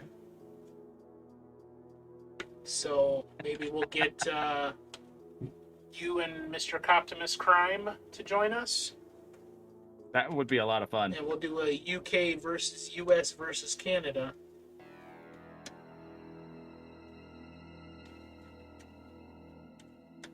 Yeah, we had a lot of fun just talking about the differences in language and food and lifestyles. I love when I bring up some of the weird Canadian words we have, and it always confuses people. So I could see that being a lot of fun. Such as? The biggest one I know of is the word toque. You guys know it as a beanie. A beanie, okay. Well, that's like the folks in the UK call, well, we call a sweater, they call a jumper. I call it a sweater as well, but over in Saskatchewan and places like that, it's referred to as a bunny hood. I've never been able to figure out why. Yeah, we definitely have to have you guys on for this, because it's going to be a riot, man. Oh, and you were saying only the heathens to the east have their milk in bags. Is that correct? Yes, that is correct. See, I thought that was like, at least the way that was presented to me back in the day was that's a Canada-wide thing. Yeah, no, only Ontario. Well, not even. I've never gotten where that comes from. Not even the east, just Ontario. Yep. That's funny. Yeah, I don't get the bunny hood thing either, but it's what they call it. I think there is a certain type of another one that's used as hoodie, but I think some of them used to have a set of ears on them for ear protection, and I think that's just where the name stemmed from, even though they don't exist anymore.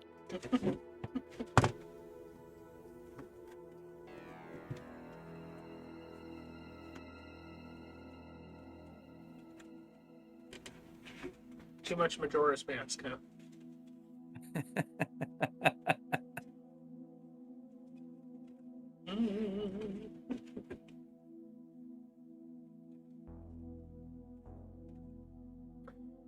Especially after watching you guys do the 3-player experience podcast with Ocarina of Time, I'm definitely going to have to add that at some point when I do a gaming stream. I played it as a kid. My brother was far, far better at it than I was. But our grandmother had bought us a N64 for a present back in, I want to say like 96 or 97.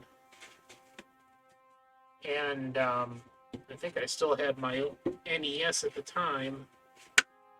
But, it was cool to play that. And we had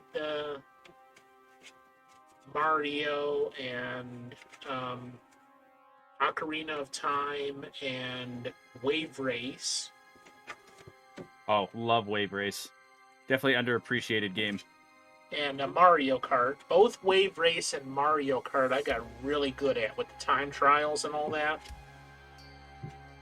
And our friend Wonko had pod racing, Star Wars pod racing, and he would bring that over and we would play that. Got somewhat decent at that. But Ocarina of Time is probably the only RPG, and it's not even really that much of an RPG. It's more of just an action puzzle game. Yeah, it's more of an adventure game than a RPG. Yeah. And see, that's the thing, is that, at least from what I can see, not being that big of a gamer, I don't really care for the aspects of RPGs. But I do remember playing that, and I think I even beat it at one point. But I think I definitely want to do a playthrough of that now at some point here. Joel has the hookup now with the emulators and the USB controllers to plug into the PC, so we should be good to go on that. I gotta double check him. Sweet. And if not, I can. He's got an N64 around here somewhere, I'm sure, and that was one of his favorite games growing up, Ocarina of Time. So. Yeah, that's what I do for all of my games. My computer does not like emulators whatsoever, so I have to use the direct plug-in, very similar to the USB stick you have. Yeah. Yeah, I remember talking to you about that. Who makes the one that you have? Mine is made by Roxio. Roxio, that's right. It's specifically designed for a VCR to DVD conversion kit. Roxio, I remember them from CD burning software in the early 2000s. Yes. They are oddly still around.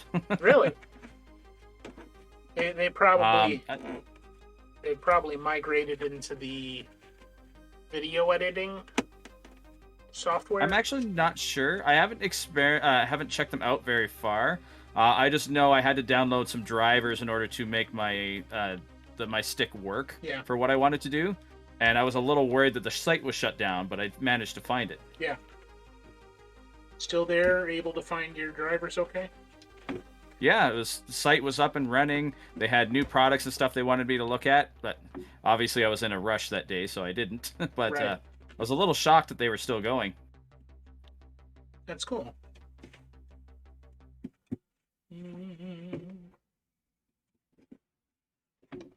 I gotta restart my playlist here?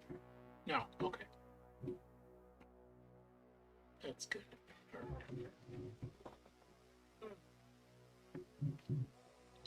Time is at 8:55. Okay. If you're going to get some dinner soon, we're gonna need pictures and descriptions. Of course.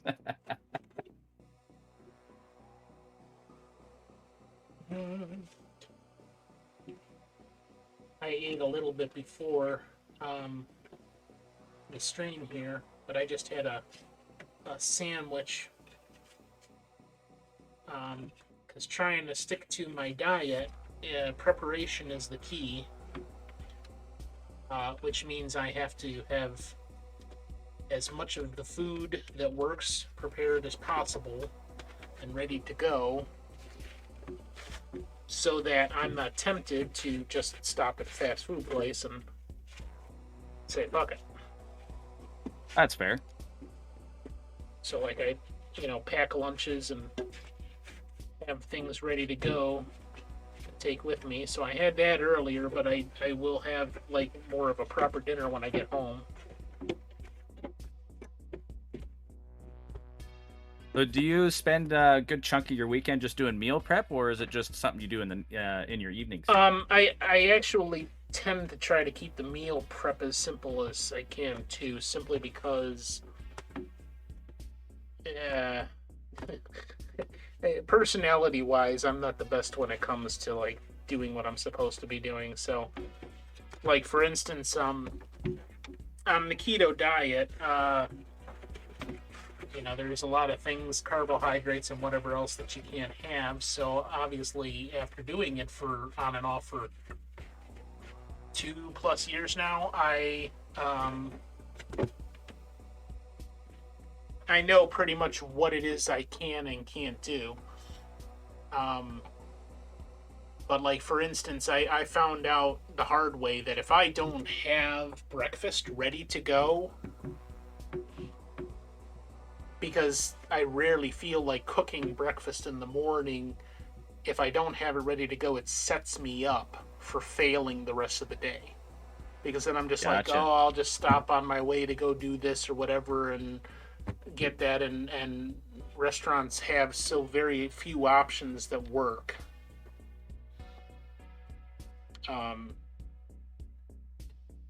So the way I settle that is I just go and I have my breakfasts ready for the whole week. Now sometimes I do it very simple by just having pre-cooked frozen like omelets and egg patties and things like that, and pre-cooked sausage, stuff like that, or grilled chicken patties or things like that to go with that. And then I always have my coffee pre-made. Other times I'm getting a little more complex and I'm making scrambled eggs or omelets or things like that, and then I have containers for meal prep, and I just That makes sense. put the meals together and throw them in the freezer or the fridge if I'm going to be using it up within a couple of days. It makes it 10 times easier. So What's your favorite go-to easy one then? So like lately I've been doing Aldi's had on sale cheddar brats. So I'll do 2 cheddar brats, or they also had some German brats, and what's the other thing?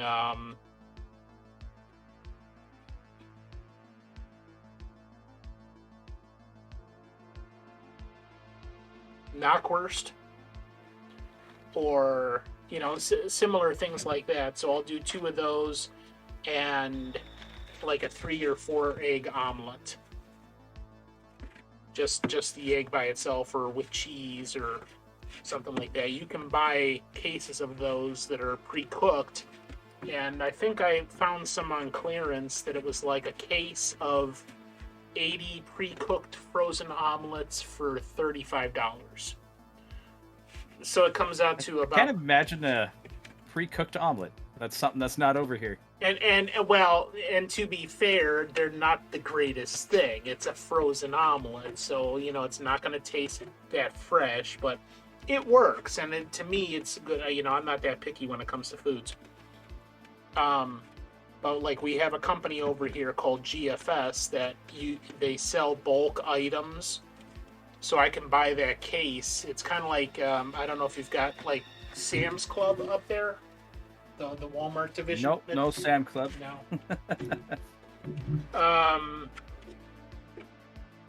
Sam's Club is a division of Walmart that sells a lot of bulk items. So let's say you want to buy pickles, but you are catering an event, a family get-together or something like that, and you've got to feed 50 people. You could go into Sam's Club and buy a 2-gallon jar of pickles, or a gallon jug of mayonnaise, or condiments and whatever else you need. They sell bulk items basically.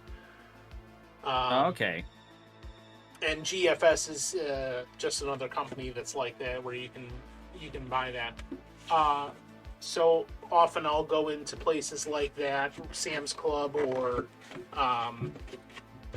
GFS, and I'll find some good deals. I also picked up, they had they sell fresh big pork roasts, and normally that's like, especially with the prices today, that's normally like maybe $2.50 a pound, and they're like 12-pound roasts.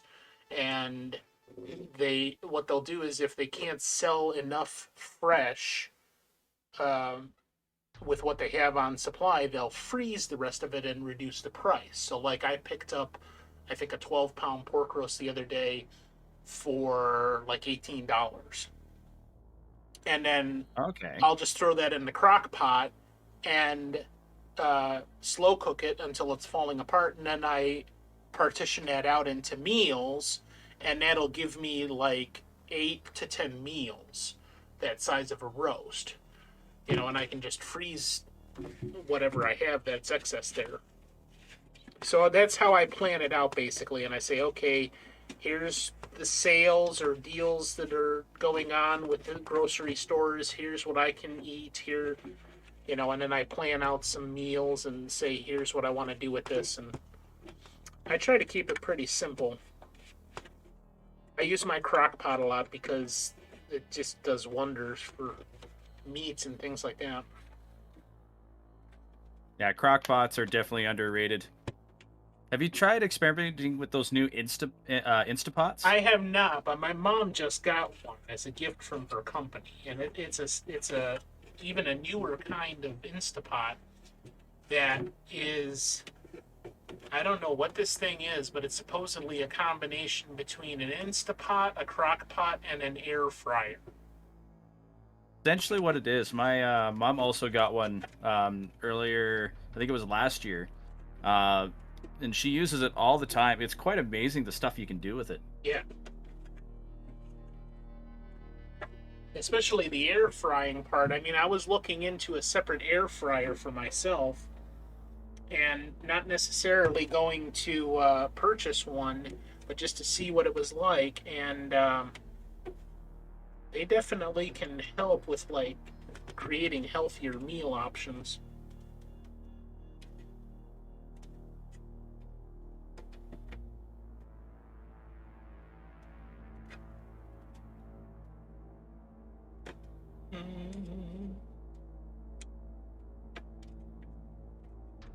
Okay, I got the majority of the grime that was covering these cartridge slots. Once the alcohol completely dries out here, I'll use my compressed air to blow out any particles.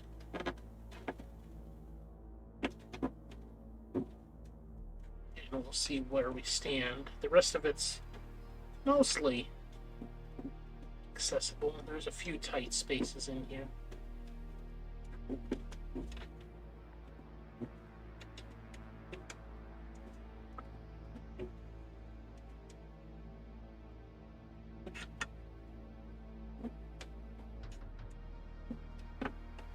Is it coming out nicely at least? Yeah. Hasn't been caked on for too long. Yeah, no, it wasn't too bad. It's just like a really thick layer of dust. Um, and but there's nothing like really stuck on or anything. That's lucky. I don't know. You know, he probably took really good care of this. I gotta imagine he does that with the majority of his electronics. They all looked really decent condition. That's awesome. I mean, imagine being a 65-year-old man and having in your house electronics that have either been there for 50 years because you had them when you were a kid, or maybe he was working for a computer company or something like that, and he just had all this stuff, so it stayed in decent condition because he just maintained it all over that time. Or he picked up over the years as a collector items here and there and either restored them or didn't buy pieces that weren't already in good condition or things like that. And then you go to a convention like that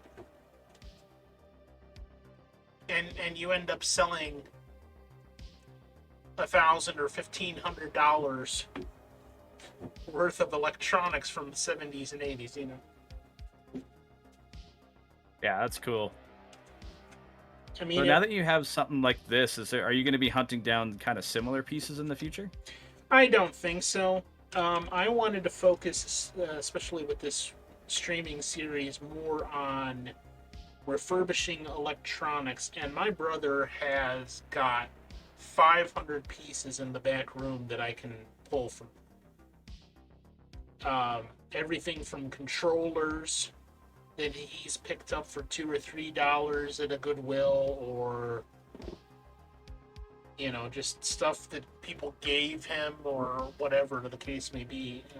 So much of it is untested, so we don't even know the condition of a lot of it. Some of it's in disrepair. Other pieces look perfectly fine, and we just need to figure out what it is or what it's doing, So one thing I think I'm going to do is anything that I make here on WreckTech that I don't personally want to keep, I'm going to put up for sale on the website. And I guarantee it's going to be cheaper than it's actually worth. Because anybody that has access to my website through the Conflux or this I'd rather sell to them and give them a deal than trying to take it to a convention and unload it there. And I hate negotiating, so I don't want to negotiate with people at a convention and try to get value out of it. So if people are interested in it, like let's say, I know for a fact my brother has spare NES controllers and spare GameCube controllers and Sony PlayStation stuff and all of that. And let's say I go and I repair an NES controller and we don't need it. I'll put it up for sale for, $5-10 on my site. And if anybody here wants to, get in on that, have at it, man. I might be tempted, not gonna lie. Yeah. So I have one of those Atari, like just for an example, one of those Atari remakes, but it's not the original. It's not quite the same. Yeah, I remember those coming out. I never had one. Does it have a standard Atari controller port on it? I actually don't know. Let me pull it out.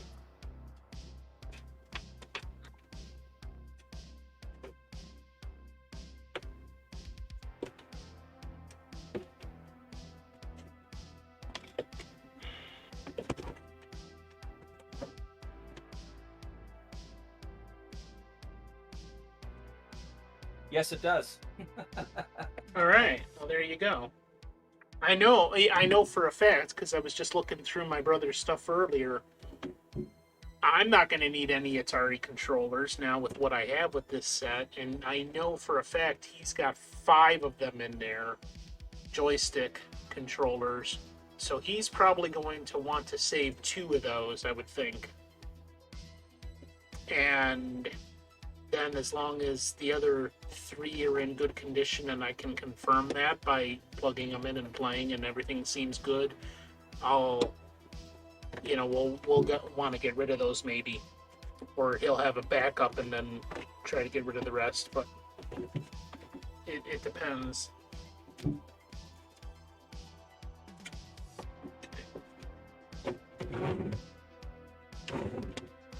Still need to do this section over here.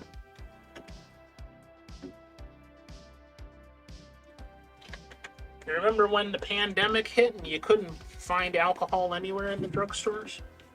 Yeah, that was ridiculous. Or toilet paper.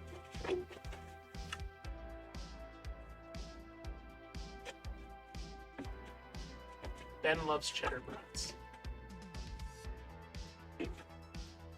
I haven't had a lot of brats. It seems to be bigger for you guys down there than it is up here. But I do love a good brat. Yeah, it definitely is. Although, I mean, forever and above, the hot dog is going to be more popular than a brat. But there's one company here, Johnsonville. That's what they specialize in, and they have so many different varieties.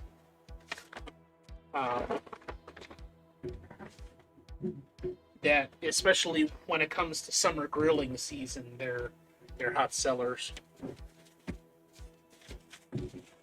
Up here, I think the replacement for us would be the Smokies. Mm-hmm. Yeah. We have Smokies here too, but Smokies are more specifically like a type of jerky that is dried and smoked. Smokies for us out here is basically a thicker hot dog which has other stuff mixed into it. It's not usually cheese or something. Right. It's like a brat, but not quite. Yeah.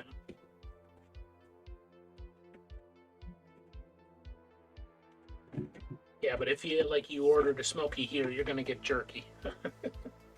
I'll keep that in mind.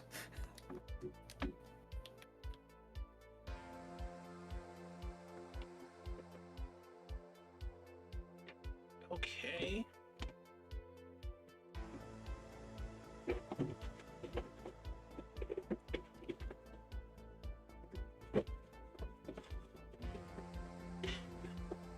Yeah, this wasn't too bad, just really dusty.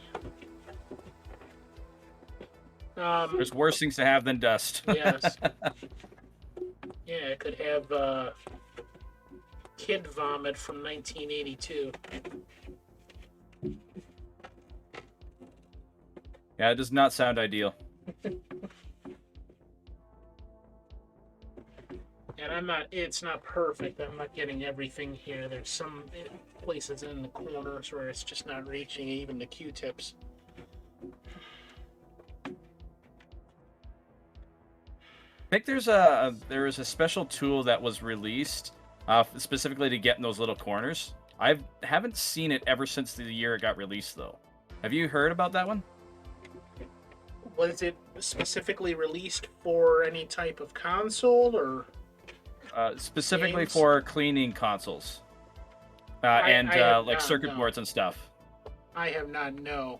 But there's there's several tools I probably could use. I had this kit that I bought that was a tool kit. I'll show you from Amazon, specifically for the security bits on the cartridges.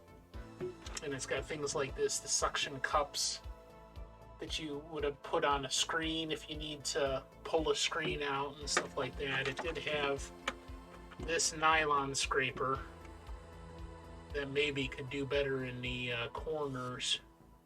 But I'd really need a good flashlight too to properly see everything I need to see in there. So That's fair.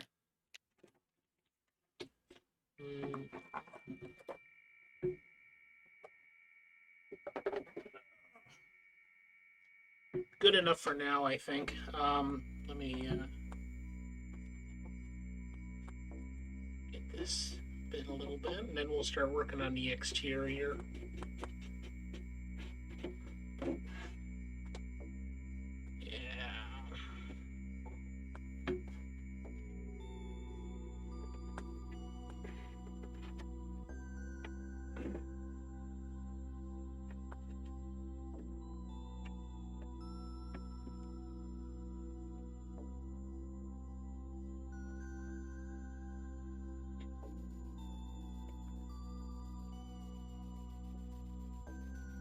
Yeah, so definitely, like when I am putting together a Star Trek Starship model, I don't want to keep those, I don't think.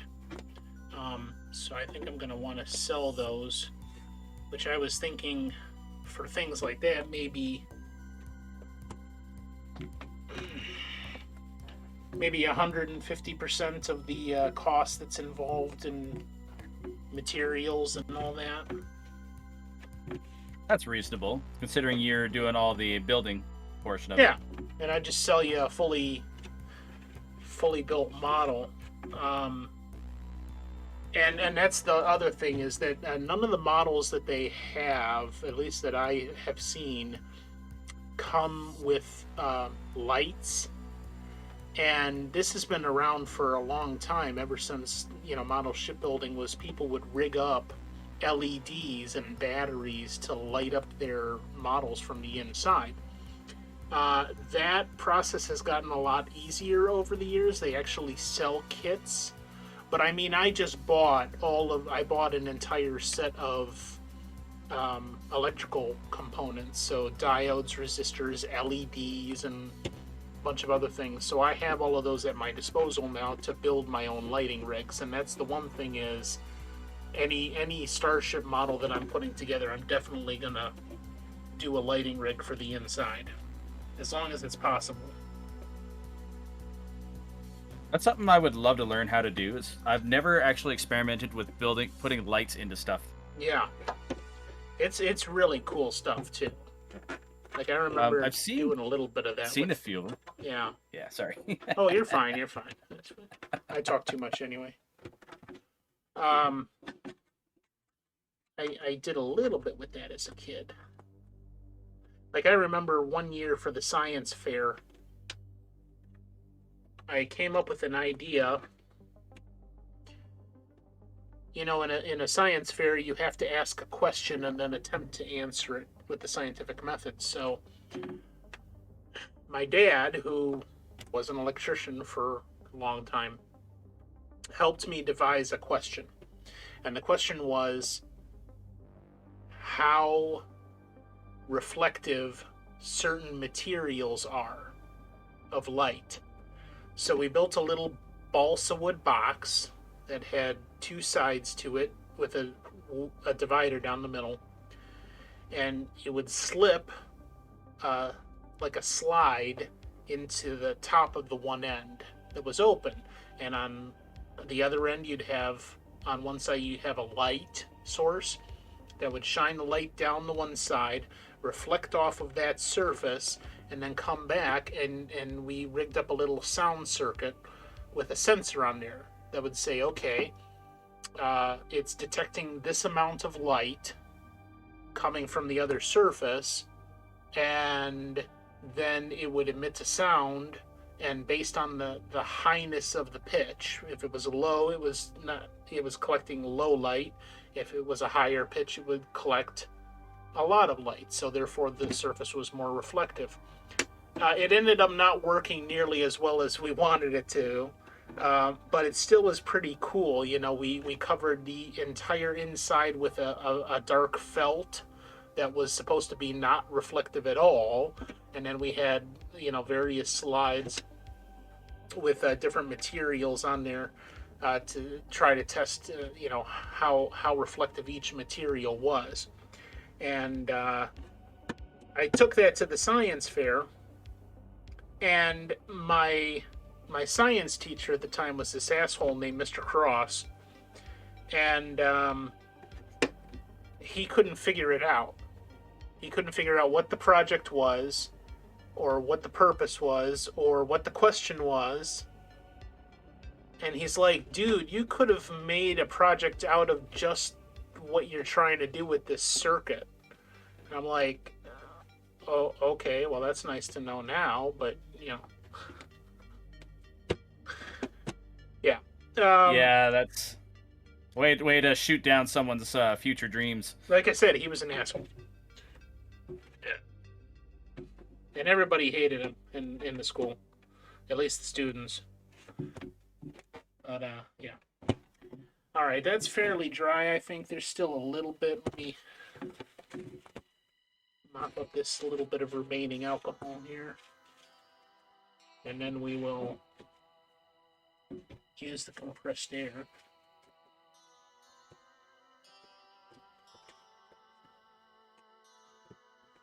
I must not have gotten this one.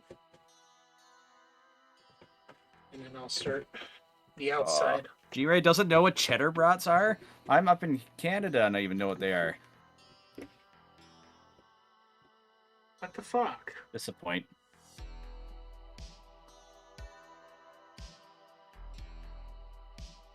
Oh, yeah, sure, Cage.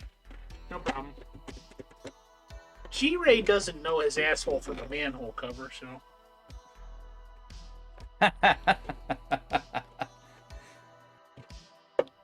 That's a good one. I haven't heard that one. I use that one all the time, man.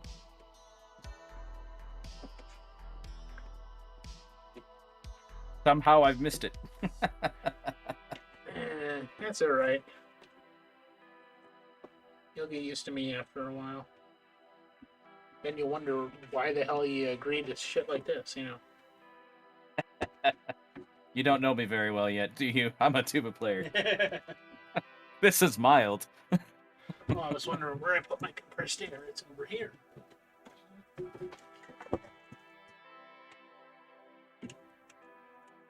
Okay, well, that don't work. Maybe. Well,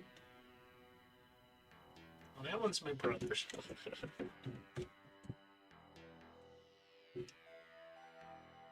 like the whole trigger assembly died.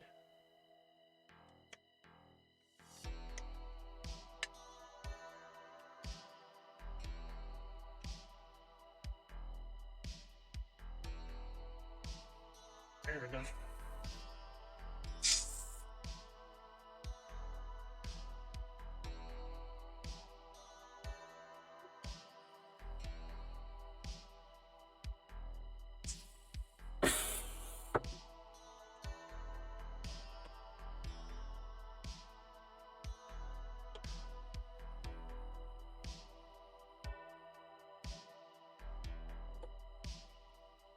Being. Okay. I think that's good. And again, let me switch over to this one here. Looks pretty good from here. That's much better.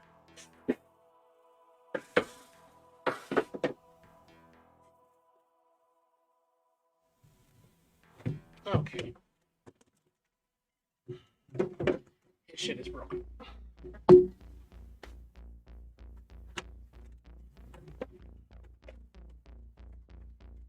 It's a smartsy sneaking in. Not Smartsy. Oh my god. Hype, hype, hype, hype, hype, hype, hype, hype, hype, hype, hype. That should be a sound alert. Ben from the Gaming Avengers in his announcer voice going hype, hype, hype, hype, hype, hype, hype, hype, hype. I love it.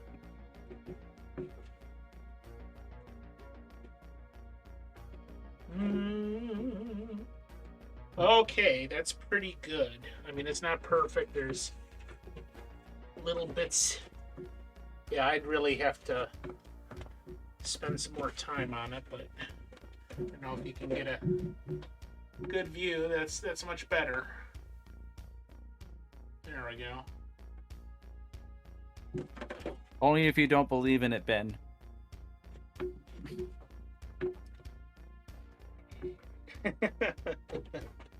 I'm sorry, Ben. You no longer have any choice in the matter.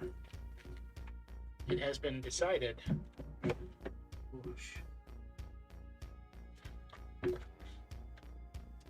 Alright, so for the outside, let me do this a little bit differently here.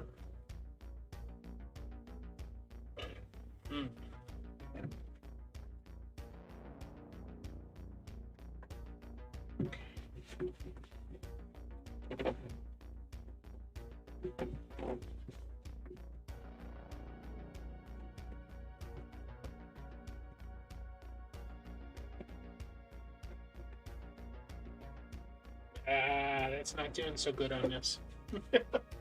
Oh, that's why it's a label.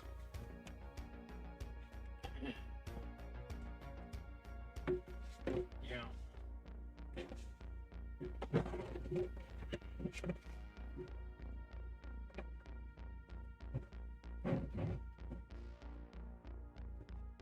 You can use rubbing alcohol on labels. You can't press hard at all. It will rub off the ink. And you can see. Yeah, I saw someone make that mistake one time. They were told to clean all of it, and all of a sudden the label was gone. It was very, very upsetting to watch because they were not reading their chat or anything. Yeah. It literally started taking some of the color off. You can see there. Which, I mean, it's not, that label wasn't in great condition to begin with, but we'll just do a quick once-over with it to take off any little bit of residue.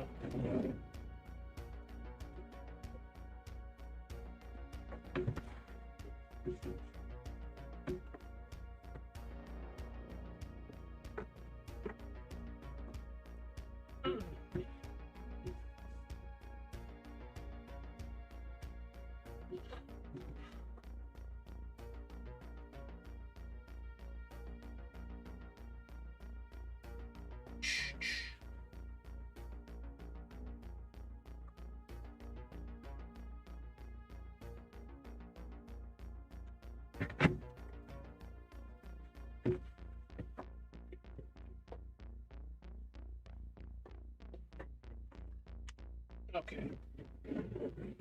How'd I miss a paperclip in there? Must have been under something. Not the paperclip. Not the paperclip! Oh, I bet this comes apart. Yes, it does. It does come apart more fully. These holes are... There's a hex head down deep in there. So the sides probably come off. Which probably would have made it a lot easier for cleaning. That's why I found it now. Of course. Yes. Wouldn't expect it any other way. Now I gotta see what this says here. Because this is what I really love. This is one aspect of this that I absolutely love, is these imprints that they put in the molding of the plastic.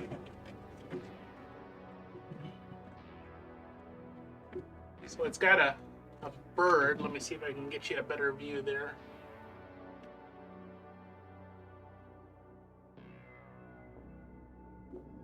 Interesting. Focus. There you go. Look at that. I wonder what the bird represents. I don't know. Manufactured by ALS Industries Incorporated, a division of American Lighting Specialties Incorporated, Torrance, California, 90504. U.S. and foreign patents pending. That's their trademark bird. So I bet you if you looked up ALS Industries Incorporated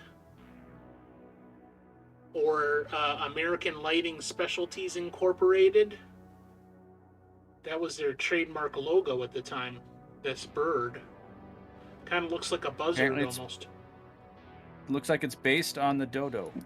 The dodo, cool. Well, there you go. You got a deeper scratch here. One here. Light scratches all over, but all in all, not that bad.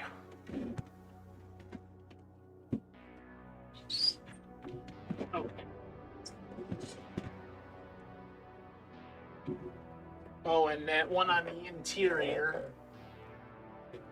you can see definitely the Atari logo. It says Atari, a Warner Communications company, Atari Game Center, model number ORG 700, copyright 1982, Atari Incorporated, all rights reserved. That's interesting.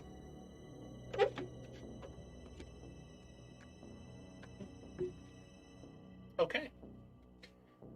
Well, that's that. Let's work on the top now. That'll be a lot easier. Hopefully, anyways. Yeah.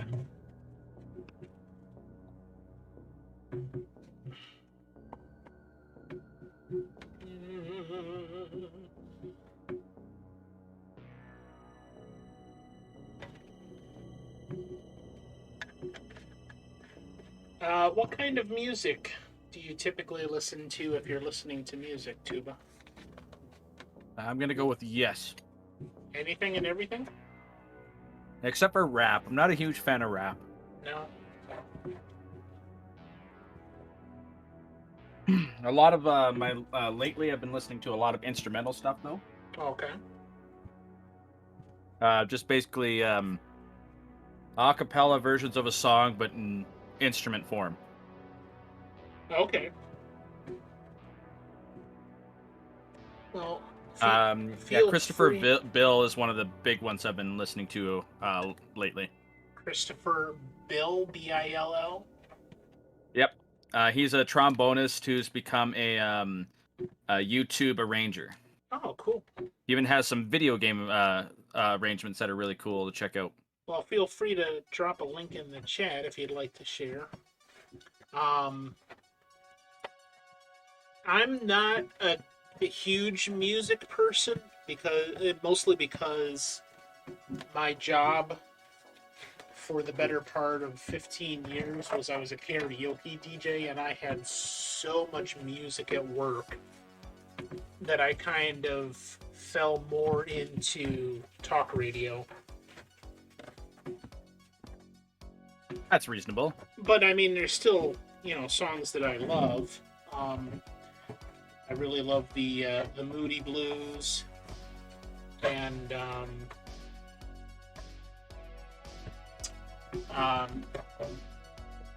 John Meatloaf,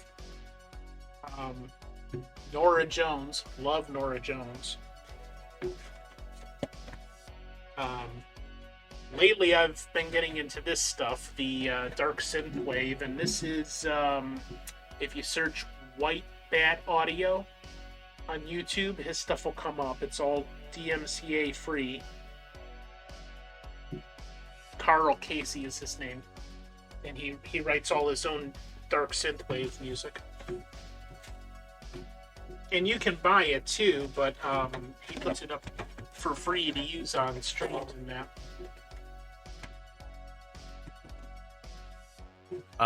To answer you, Smartsy, I do listen to some country. No, I don't like the newer stuff as much, but growing up in Calgary, Alberta, you have to be able to like country to some degree.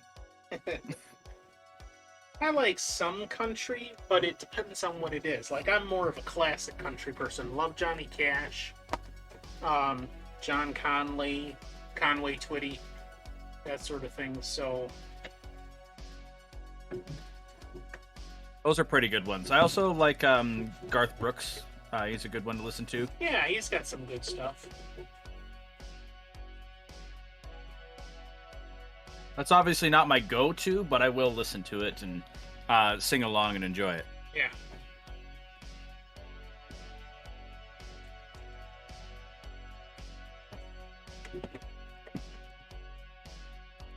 This is like Power Wash Simulator without the power wash and the simulating part.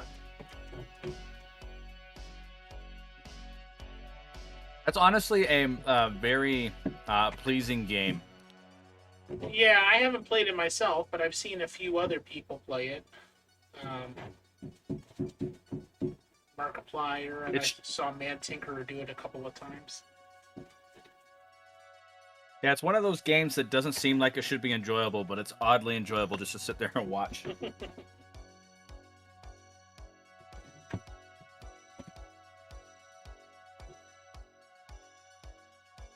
Oh, we got Hopeless Romantics, and let me see what else we got here. Make sure I'm not missing anything. G-Ray doesn't know what the fuck cheddar brats are.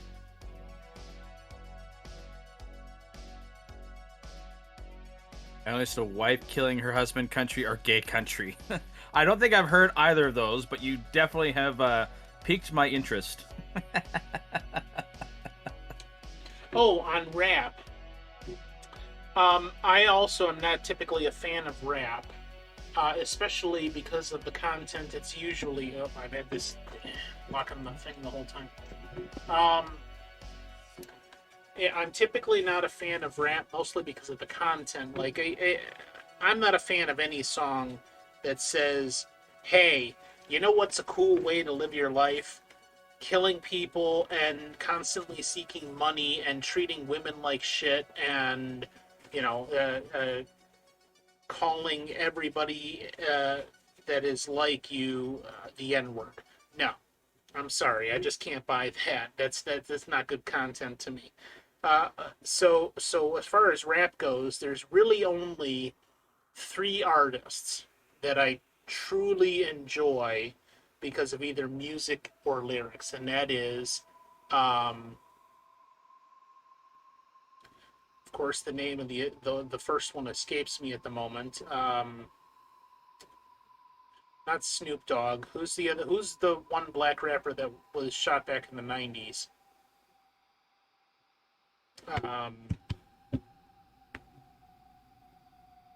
I honestly don't really. Yeah, pay because attention to rap. you don't listen to rap. Tupac. A lot of Tupac's music I liked, and Eminem, who you probably have heard of, and there's a newer guy named Tom McDonald. If you look up Tom McDonald, I don't really care for the music, but the lyrics are phenomenal. Like, and I was talking to Slight about this the other day, some of the lyrics, because we both like the lyrics that Eminem has. In my opinion, Tom McDonald's lyrics are just chef's kiss. And I am not really a lyrics person at all. There's very few songs that I actually like the lyrics to, you know, compared to the rest of it. I'll be honest, even Eminem, I don't really enjoy. I get a lot of flack for that from my friend groups, because I just don't enjoy them. Yeah. I used to say I didn't like any rap, but there has been some people, like, have been appearing up lately that kind of slightly changed my tune a bit. Like, there's this one woman on TikTok. She's like the TikTok, the mommy rapper, and she makes up rap rhymes over random beats, just about mundane life things, and that's enjoyable. Yeah.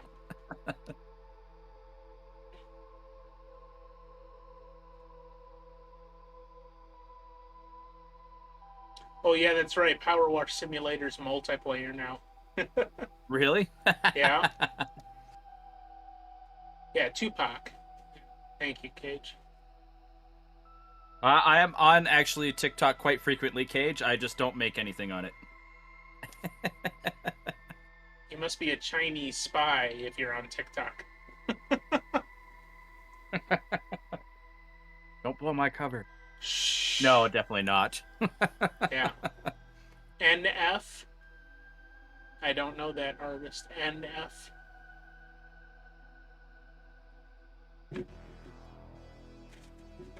Tuba, my life will not be complete until you put a rap video out on TikTok.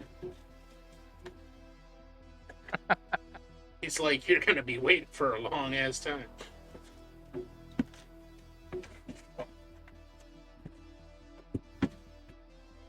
Yeah, you'll be waiting for a very long time. First of all, I can't rap. Second of all, I don't really make anything on there. I do send a lot of TikToks to Sween. I'm not gonna lie. You're the Sween TikTok supplier? I think so. You'd think so.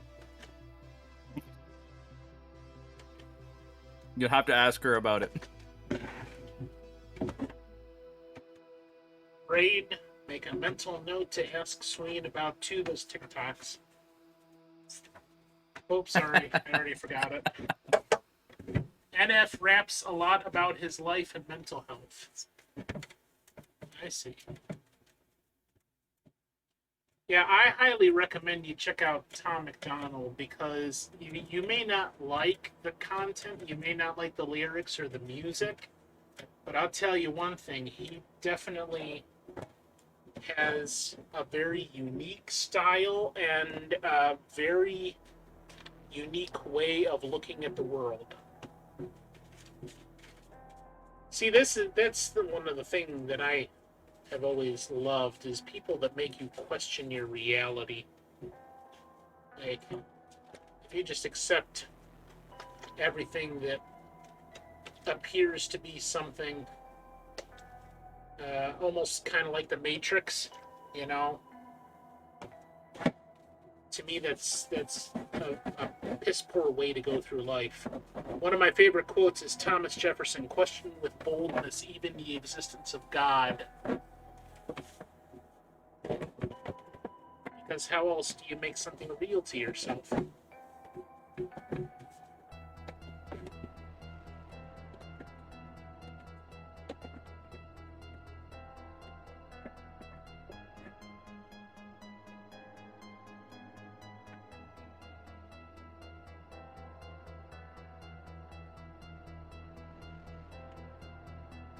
Yeah, unfortunately, this top has a lot of damage on it. Still pulling off. Probably was a resting place for a lot of things. Exactly, yes. You can clearly see. You see the two strips. So I'm assuming there was either something that shape sitting on top of it, or maybe that was like, as opposed to a box or something with a flat surface, maybe that was just 2 feet of something that was resting on top of it, and it clearly has wore some lines into that, and there's a lot of scratches here. So I'm going to do some more research on that. It's a type of plexiglass, and see if there's any restoration methods to it. I have seen some things like that. I just don't know if it's going to work on this type of plastic exactly, where you get a type of chemical that almost melts the surface of the plastic, and then you slowly buff it out. You might think about like headlights on your car, that after the car is several years old, the headlights start getting hazy. And what that is it's literally scratches and little tiny chips from rocks and dust and whatever that flies up as you're driving. And there are methods to restore headlight lenses. And I think the process is about the same, but you have to have the right chemicals and you have to have the right buffing pads and all that so that you don't damage it any further and instead make it look clear. So, like, one of the guys that I would talk to, I had one of my mechanic friends do that with my one vehicle. de-hazing the headlight lenses on my car, and all he had was some kind of paste that was made by 3M and a buffing pad on a drill, and he just squirted some of the paste on there and buffed it out, and in 10 minutes he had both of my headlights looking almost brand new, like 95+% restoration. So I know it is possible, but I got to do the research on what it's going to take.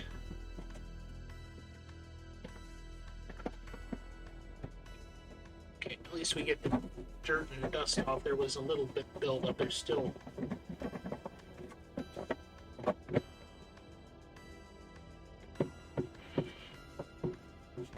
Okay.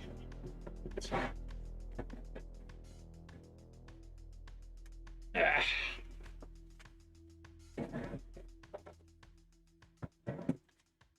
It's pretty clean. Got a deeper scratch there. Actually, no, that looks like a crack. Yeah, that's a crack. Oh, that's not good. No, it's not good, but it looks like it's internal. Like, I can't feel any edge. That's good. Kinda, yeah. It also means that's not repairable, as far as I can tell. But it's not very noticeable. But I mean, you have that all the time with collectors, that the pieces that they're looking at. Yeah, you got a deep score there.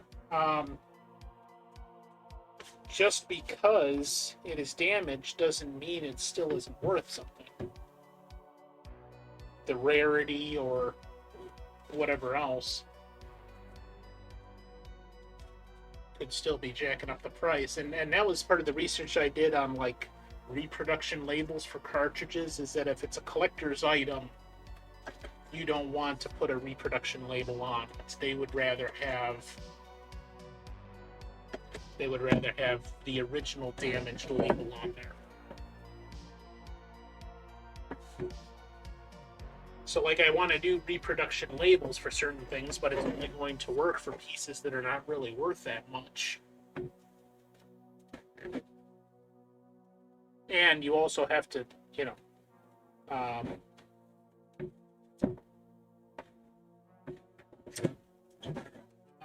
disclose that it is a reproduction label. Because if they find out, somebody buys that and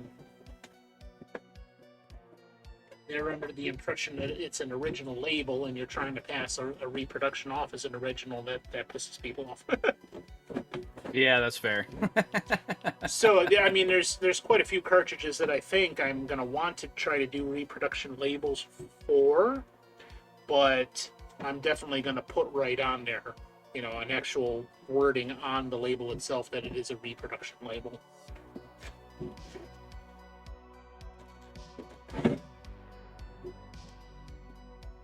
Okay, we have another crack here.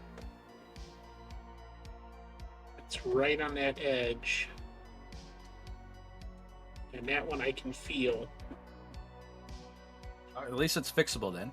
That one I think might be fixable.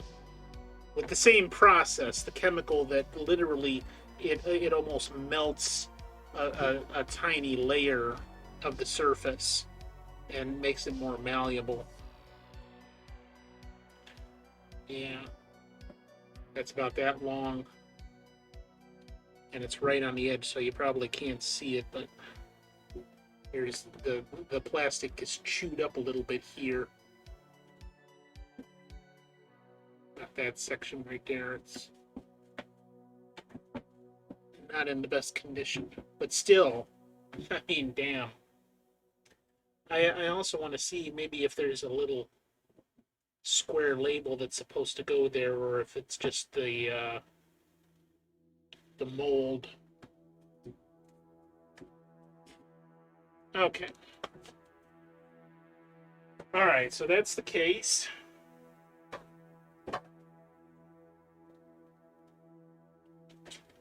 to be honest, there's nothing that really needs to be done to clean up this console. It's in that good condition. He had it really nice and clean. I might do a little bit here on the lines. Seeing some build up in the middle there, so let's do a quick once over of that with the Q-tips.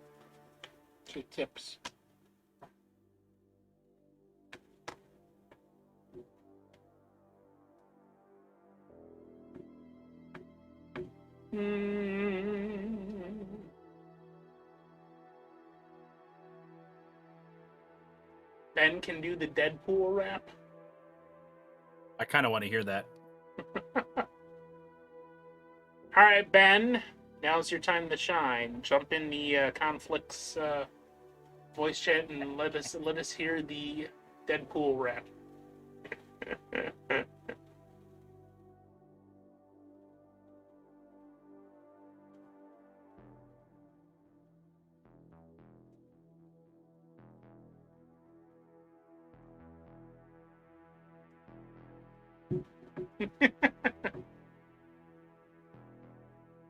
That's fun.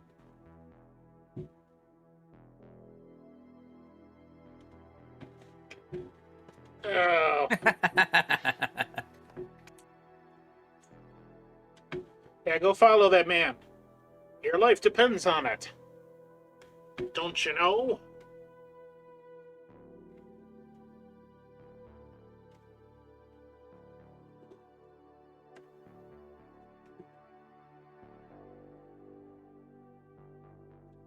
It's pulling up quite a bit.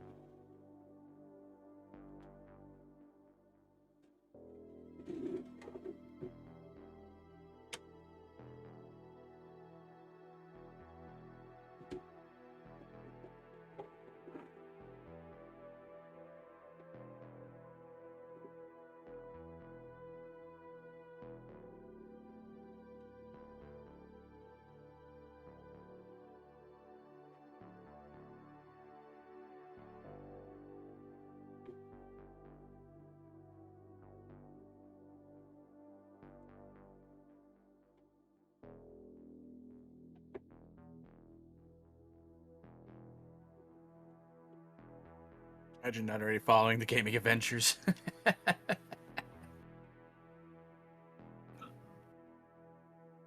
Well, I heard there was one guy up in Canada that wasn't following the gaming Avengers.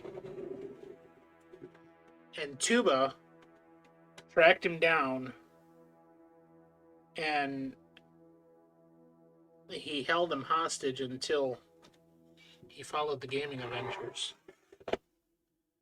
And after the guy followed the gaming Avengers, he shot him in the kneecap and said, "That's right, you son of a bitch. You follow those Avengers." Tuba, man, he's evil. I don't know what you guys are talking about. I will neither confirm nor deny any such hostage taking. Don't let him fool you. There's his cool, calm exterior. There's the heart of a killer.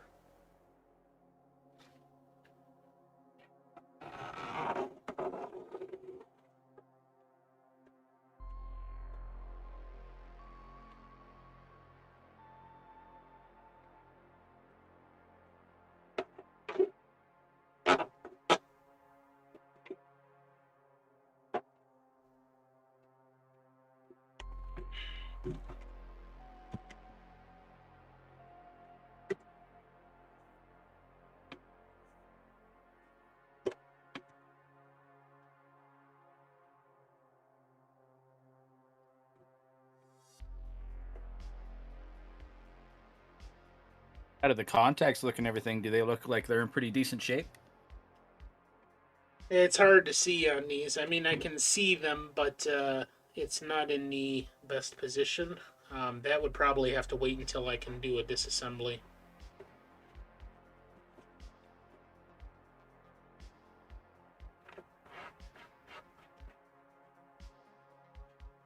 And I'll tell you one thing. Before I do the Atari disassembly, I'm definitely going to do the NES one, because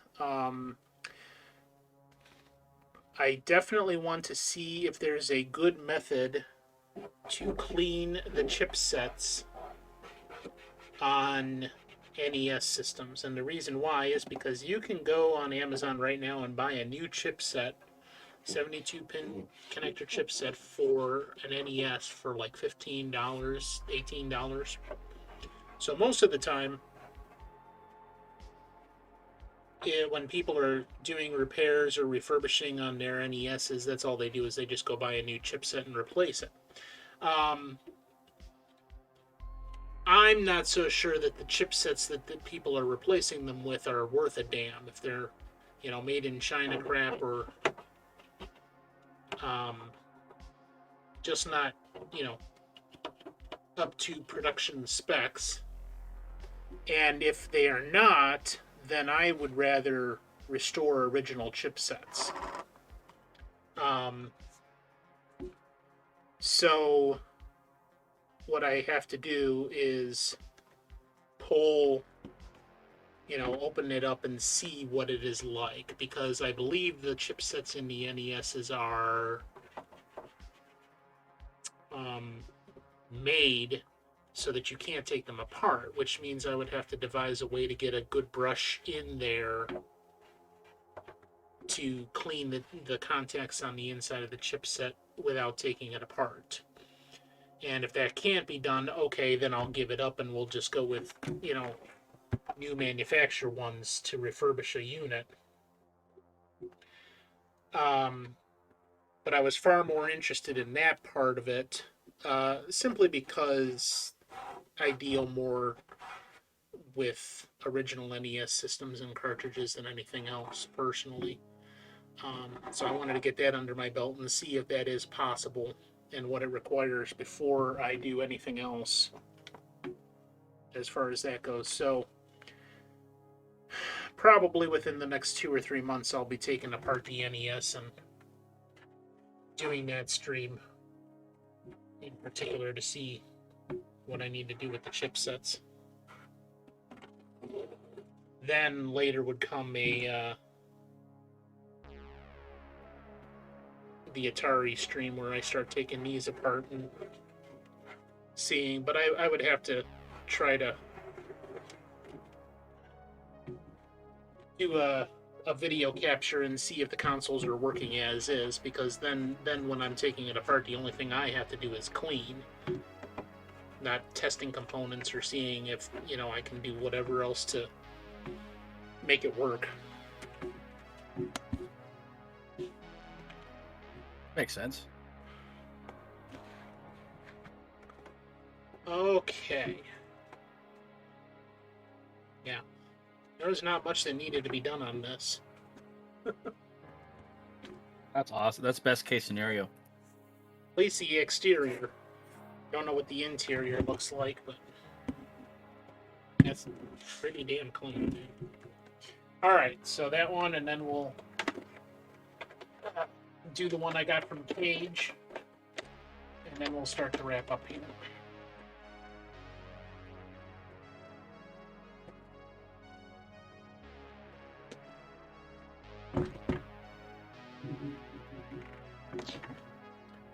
I'm running out of Q-tips. I may not actually. That is tragic. It is. I'm not going downstairs again, so yeah, I'm probably not going to get through all of this. Yeah, this one. What the hell did you do to this, Cage?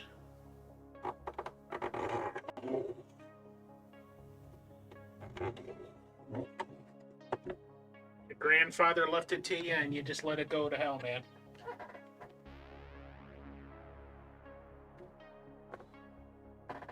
Oh, Ben's coming in here to sing eventually. Here. Okay.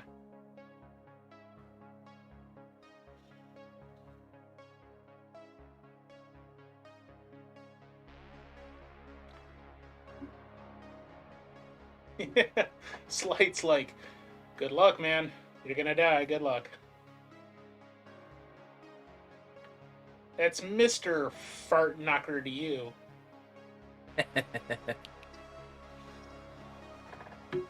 Oh, Cage, you were showing Beavis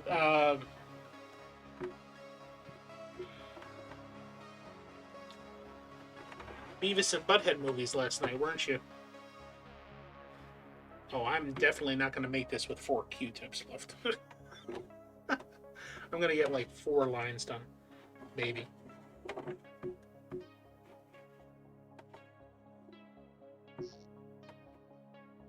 I missed that. I fell asleep. I was exhausted yesterday, man. I worked for 10 hours. Well, that's a long shift. Yeah. I'm just going to do this display section then, since I can't get all the lines done.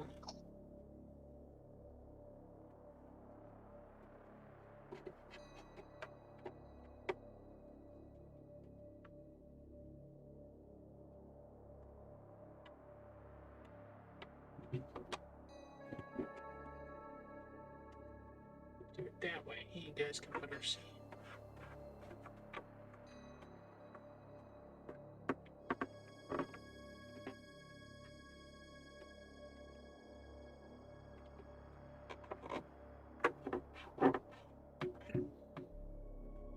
I find it interesting that the wood style isn't the one that came out first. I was kind of surprised when I saw that. Me too.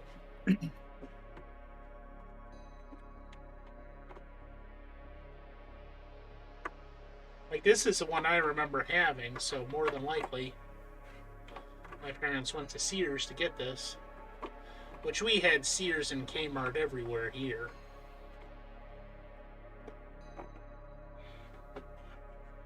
Yeah, we used to have a bunch of Sears up here, and then all of a sudden they went out of business one year. Yeah, they're all gone here too. I mean, I used to be a regular shopper at Kmart. They had a lot of clothes in my size and usually some good deals on stuff, you know, home goods and stuff. And they all closed here.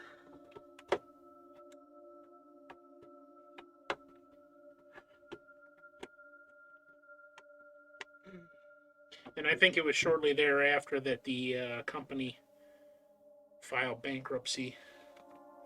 I do remember they also had their Craftsman Tool series.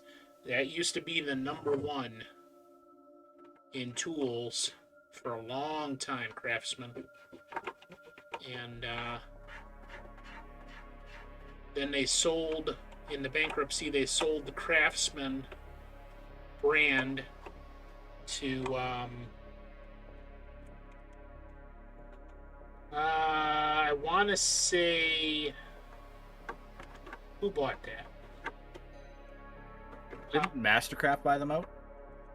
No, I thought it was whatever the brand name is for Lowe's. I can't think of it offhand, but I could have sworn that was it.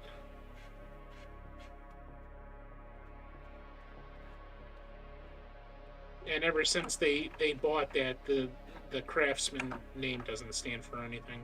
It's all crap. That Cobalt? Cobalt, that's it. I couldn't remember the name of it. Yeah, that's the brand for Lowe's.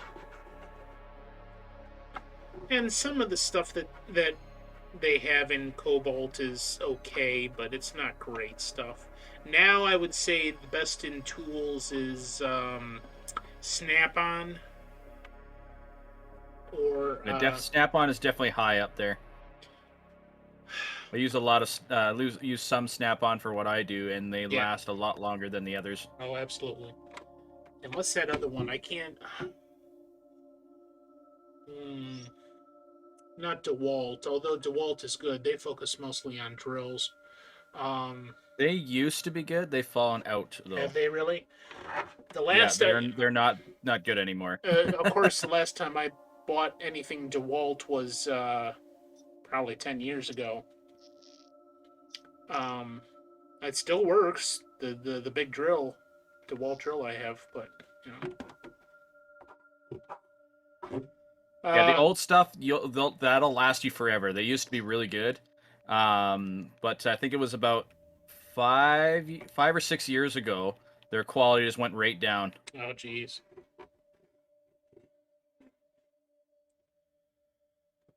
I'm trying to think what that other tool brand. It was damned if I can remember, man. What aside from Snap-on, what do you typically use? I've been leaning more towards Milwaukee the last couple of years. Milwaukee. They used to be kind of like the underdog company, but their quality has shot right up over the last couple of years. That's good. Do they still focus mostly on saws and drills? Drills, saws, and they have a wider range of stuff too. Like my dad picked up a electric chainsaw. Okay. And he's been able to use it for over an entire weekend without having to charge the battery. Nice. As far as that goes, I just went with Ryobi. Because I don't have to do anything extensive around my house that requires power tools. I've got my good DeWalt drill that's been lasting me for all this time. And aside from that, not much. Ooh, this model has speakers built in. Oh. I don't know if you can see that. Yeah, you can. I think, unless they're just vents.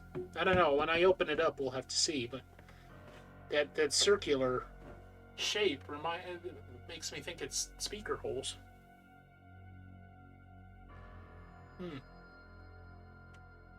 Interesting. Well, that's all my Q-tips, and I didn't get anywhere.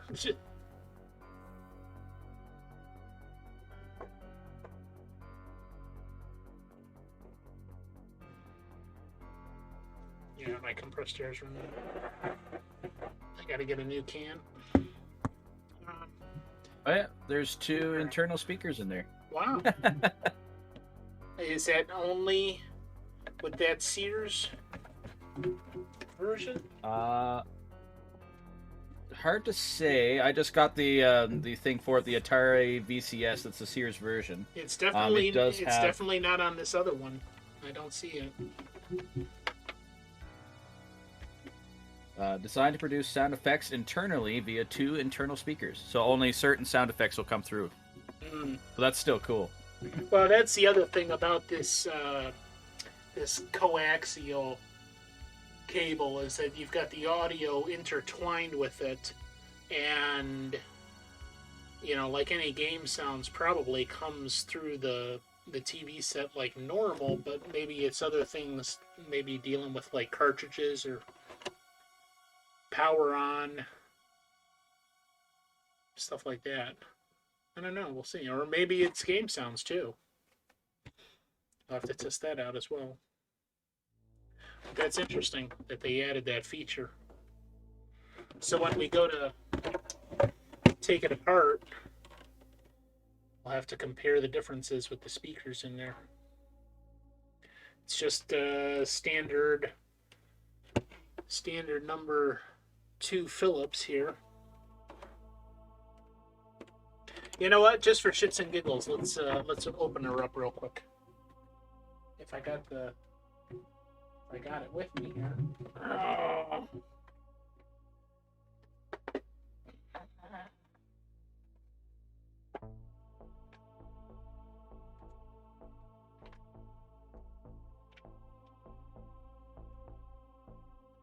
Oh, the hype.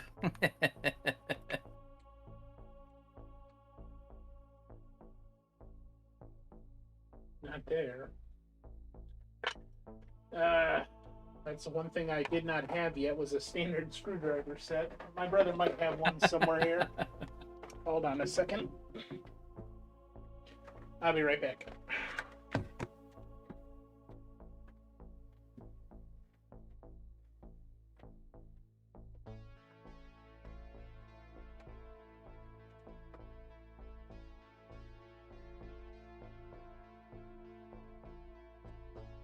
I wonder what other kind of rare consoles are out there that would be really cool to check out like this.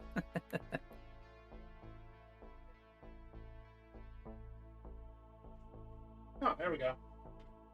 Okay. Huzzah?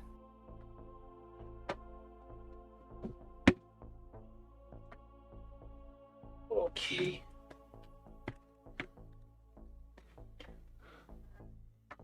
Do 'em!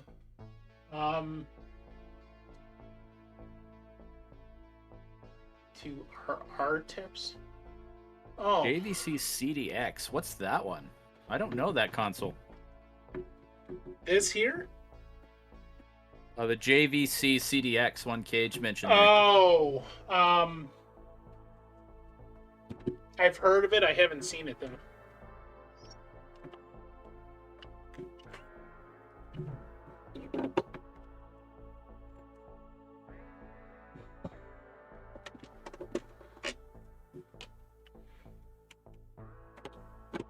You know, before I take that one out, that might be for the circuit board.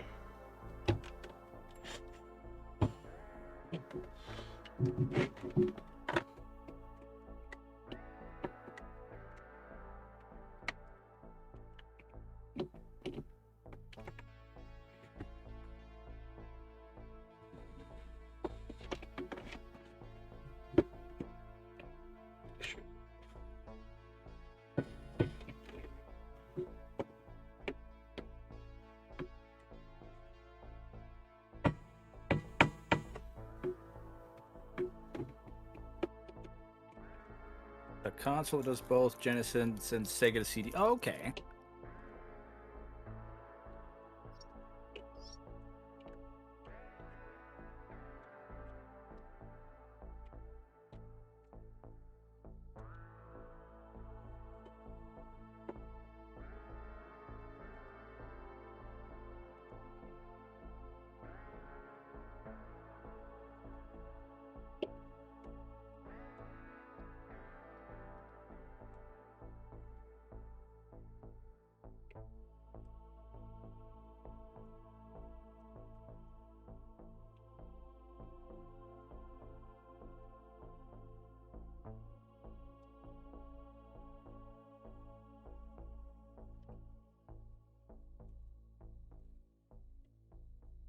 Actually, look.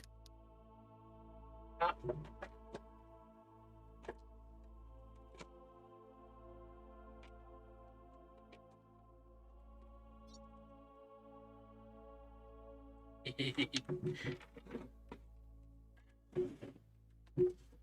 Got a piece of paper in here.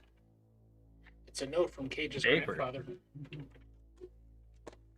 There we go. Sure.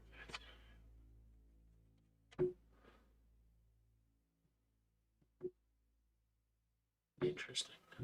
There's no speakers that I can see here. Must be.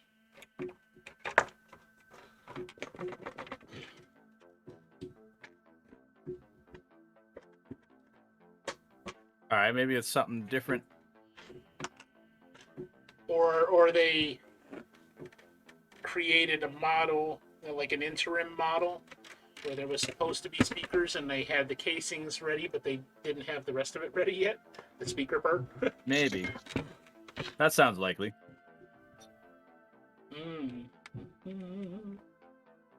Doesn't look half bad. At least this side of the circuit board. Let's go a little bit further. Yeah, that internal looks a little different than the one on the picture I found.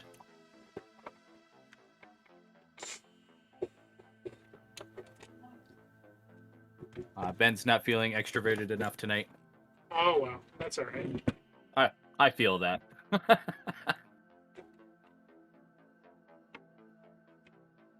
It's pretty good, man. No rust.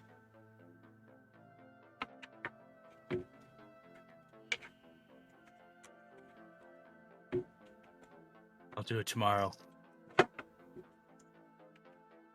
Yes, Cage knows. Ports are relatively clean.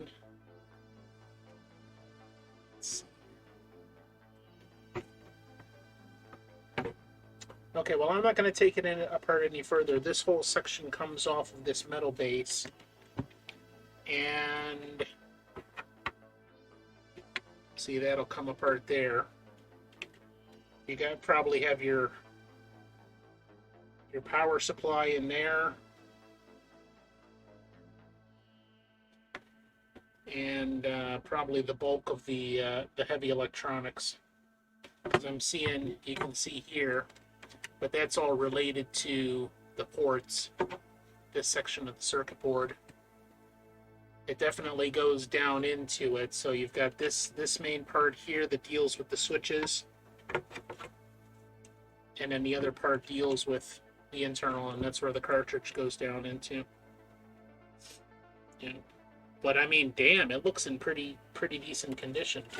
Dirty, but I'm not seeing any kind of rust, which is usually the key. The key issue with electronics failing is some kind of moisture gets on the circuit board and starts just gumming up the works, the flow of electricity. So at least on this one, it looks pretty good. On this, looks pretty good as well, and I'm assuming it's even better underneath this plate. Looks like we got some minor spot welding there. So there's two kinds of solder that are available. One of it's acid core and rosin core. And acid core is used for like miniature welding with a soldering iron. And rosin core is what you actually use to make the connections on the circuit board. And the nice thing about it is that you can use a standard soldering iron to break through any of it. So like that was one of the things my dad taught me, was the technique of how to break solders on a circuit board and put them back where they should be. Oops. Yeah, so we will definitely get into that at a future date. Come on. Is it this way or this way? That way. That'll be a whole stream in itself, if not two. Is really doing this justice, taking the whole thing apart and cleaning the inside. That'll be a lot of fun. Okay.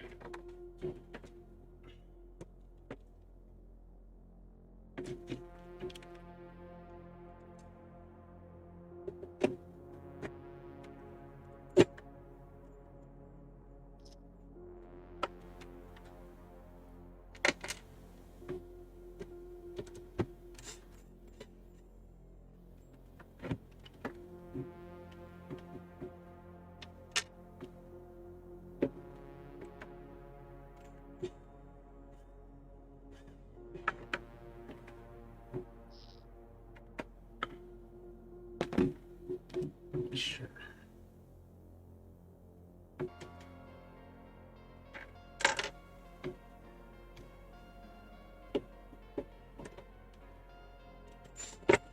I really need a longer drill bit.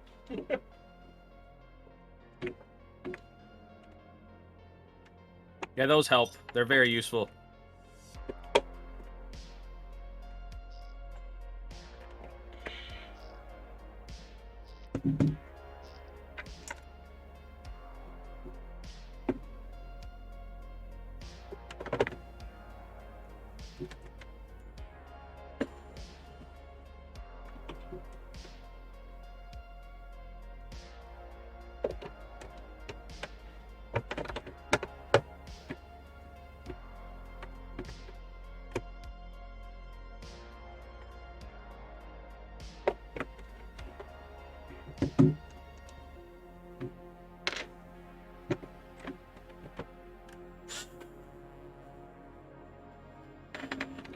That, and I really don't like to use power drills on this stuff because it's too easy to crack the thread. Yeah, usually for power drills, I turn it down to like 1 or 2 for the torque setting. Yeah.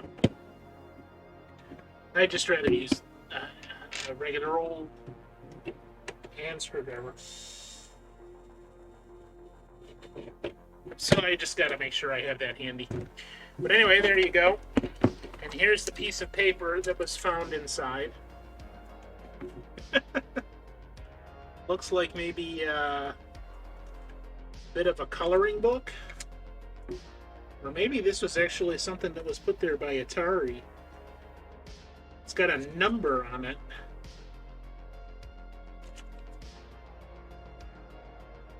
Hey, somebody type this into Google with quotations. Atari with quotations of its own, and then quotations around 99 space 44 200 154. 99 space 44 200 154. Did I bring anything up? Nope. I get nothing. Nothing? Oh well. Might be a serial number. It might be. That's what I was wondering if it, because this is a printed number, but there's also like holes on the numbers through the paper. That's almost like a stamp. So I'm wondering if it was like maybe some kind of processing number or something like that. I don't know. Interesting red line there. That initially made me think of like a children's coloring book or something, but see, this kind of stuff just fascinates me. Looking at old vintage things and seeing all the details. Like obviously there was a piece of tape here at some point, because you can see the points on the end that would represent where the tape was cut. And the glue kind of bled through. That's interesting. At least to me, I don't know. I think it's interesting. I'm crazy. What the fuck do I know? Might have been a love letter from Cage's grandfather to Cage's grandmother. Or his mistress. We don't know. There's also some fuzz in there. God knows what that represents. Okay.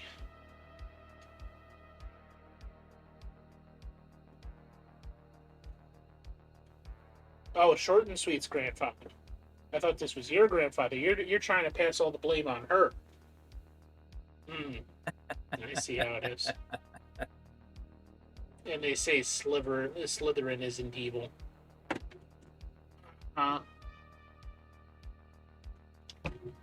All right. Console that does both Genesis and Sega CD games. Interesting. Oh, I was just talking to Joel earlier. I don't know if this will be a thing, but I was thinking to myself, especially for testing purposes, what interesting thing it would be if we had a console that you were able to plug in any type of cartridge and turn it on and have it show up on the screen. So what I was imagining was like a console that I would build out of either, plastic like this or wood or something like that, and just have essentially take the guts out. So like if I want an Atari, I'm going to take out the circuit board, take out the cartridge, and maybe the selector, whatever, this and that, and just do that for every console, and then put the cartridge ports on the top so they're all right there for every single thing that took a cartridge, and then try to combine the video outs into a switch or something like that, so you got one video output, and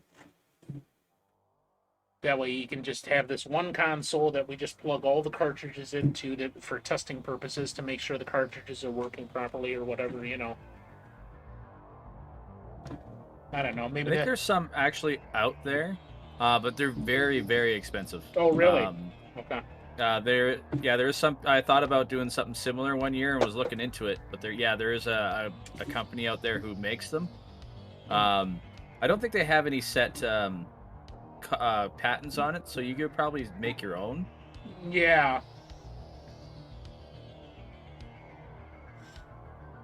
I don't know. That'll be a project for the horizon. Probably won't get to it until like 2032 or something. If the world is still existing at that point. So, all right. Well, thank you so much for joining me, Tuba. It's been a pleasure. You are a scholar and a gentleman. That I'm assuming you cover that up with evil at some point, but that might.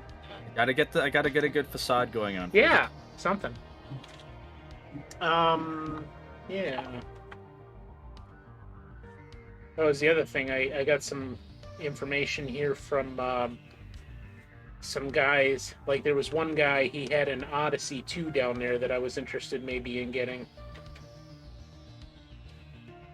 And I got Atari Dave's information if I needed anything else. But all in all, I was very pleased with that. So now y'all got to see what I got from all that. Let's see here. All right, so let's see if you have any suggestions for a raid. Now would be the time to put them in the chat. Let's see who we got here.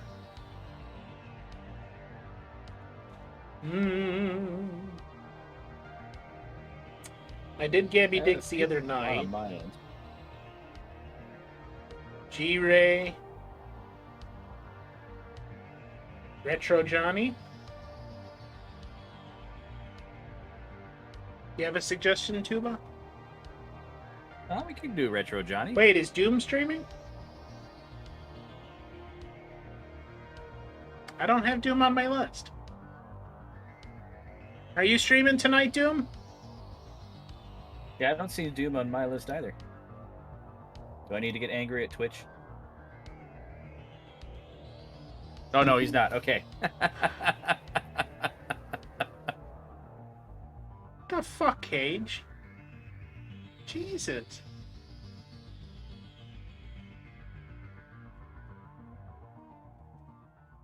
This is why my challenge is set as at 1,000,000 points. Just to piss you off, Cage. Bullshit like that on my stream. What the fuck?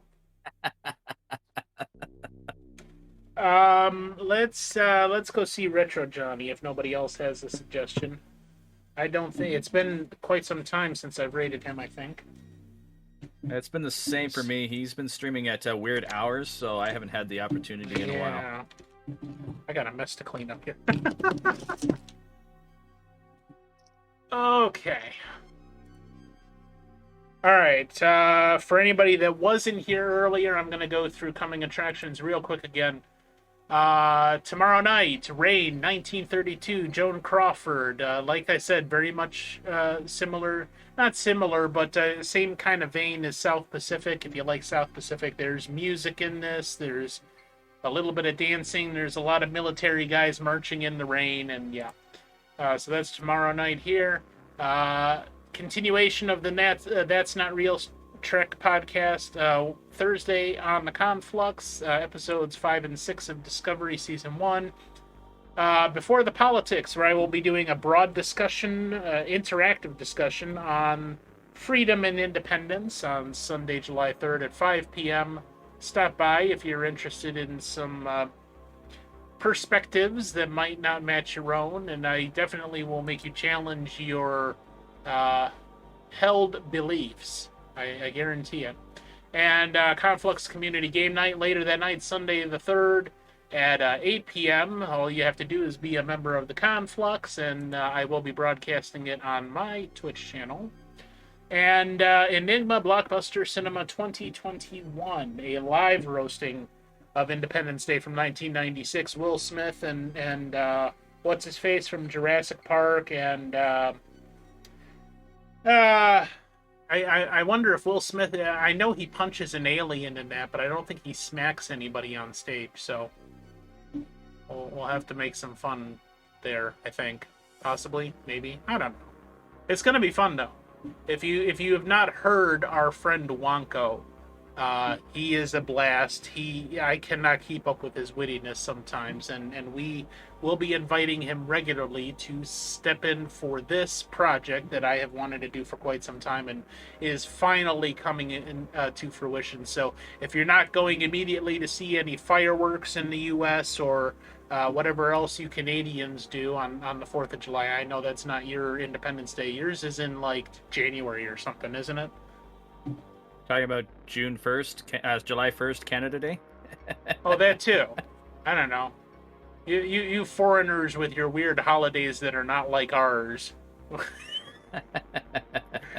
Yeah, so July 4th, American Independence Day, and we're going to watch Independence Day and roast the hell out of it. It's going to be a fun time, so make sure you come on by for that. All right, so let's head on over to see Retro Johnny of the 420 variety. Have a wonderful evening. Thank you, Tuba. I appreciate you. And we'll be seeing you later for some other projects. Shh. Hush, hush. Hush, hush. We know something coming up. If you've been watching the Discords, it is coming. All right, get your emotes out and chat. Your Ben Steins, maybe your twerking Kermits, maybe your I don't know what do we call that? The angled wood, Inglewood, the cat that is stoned as all fuck.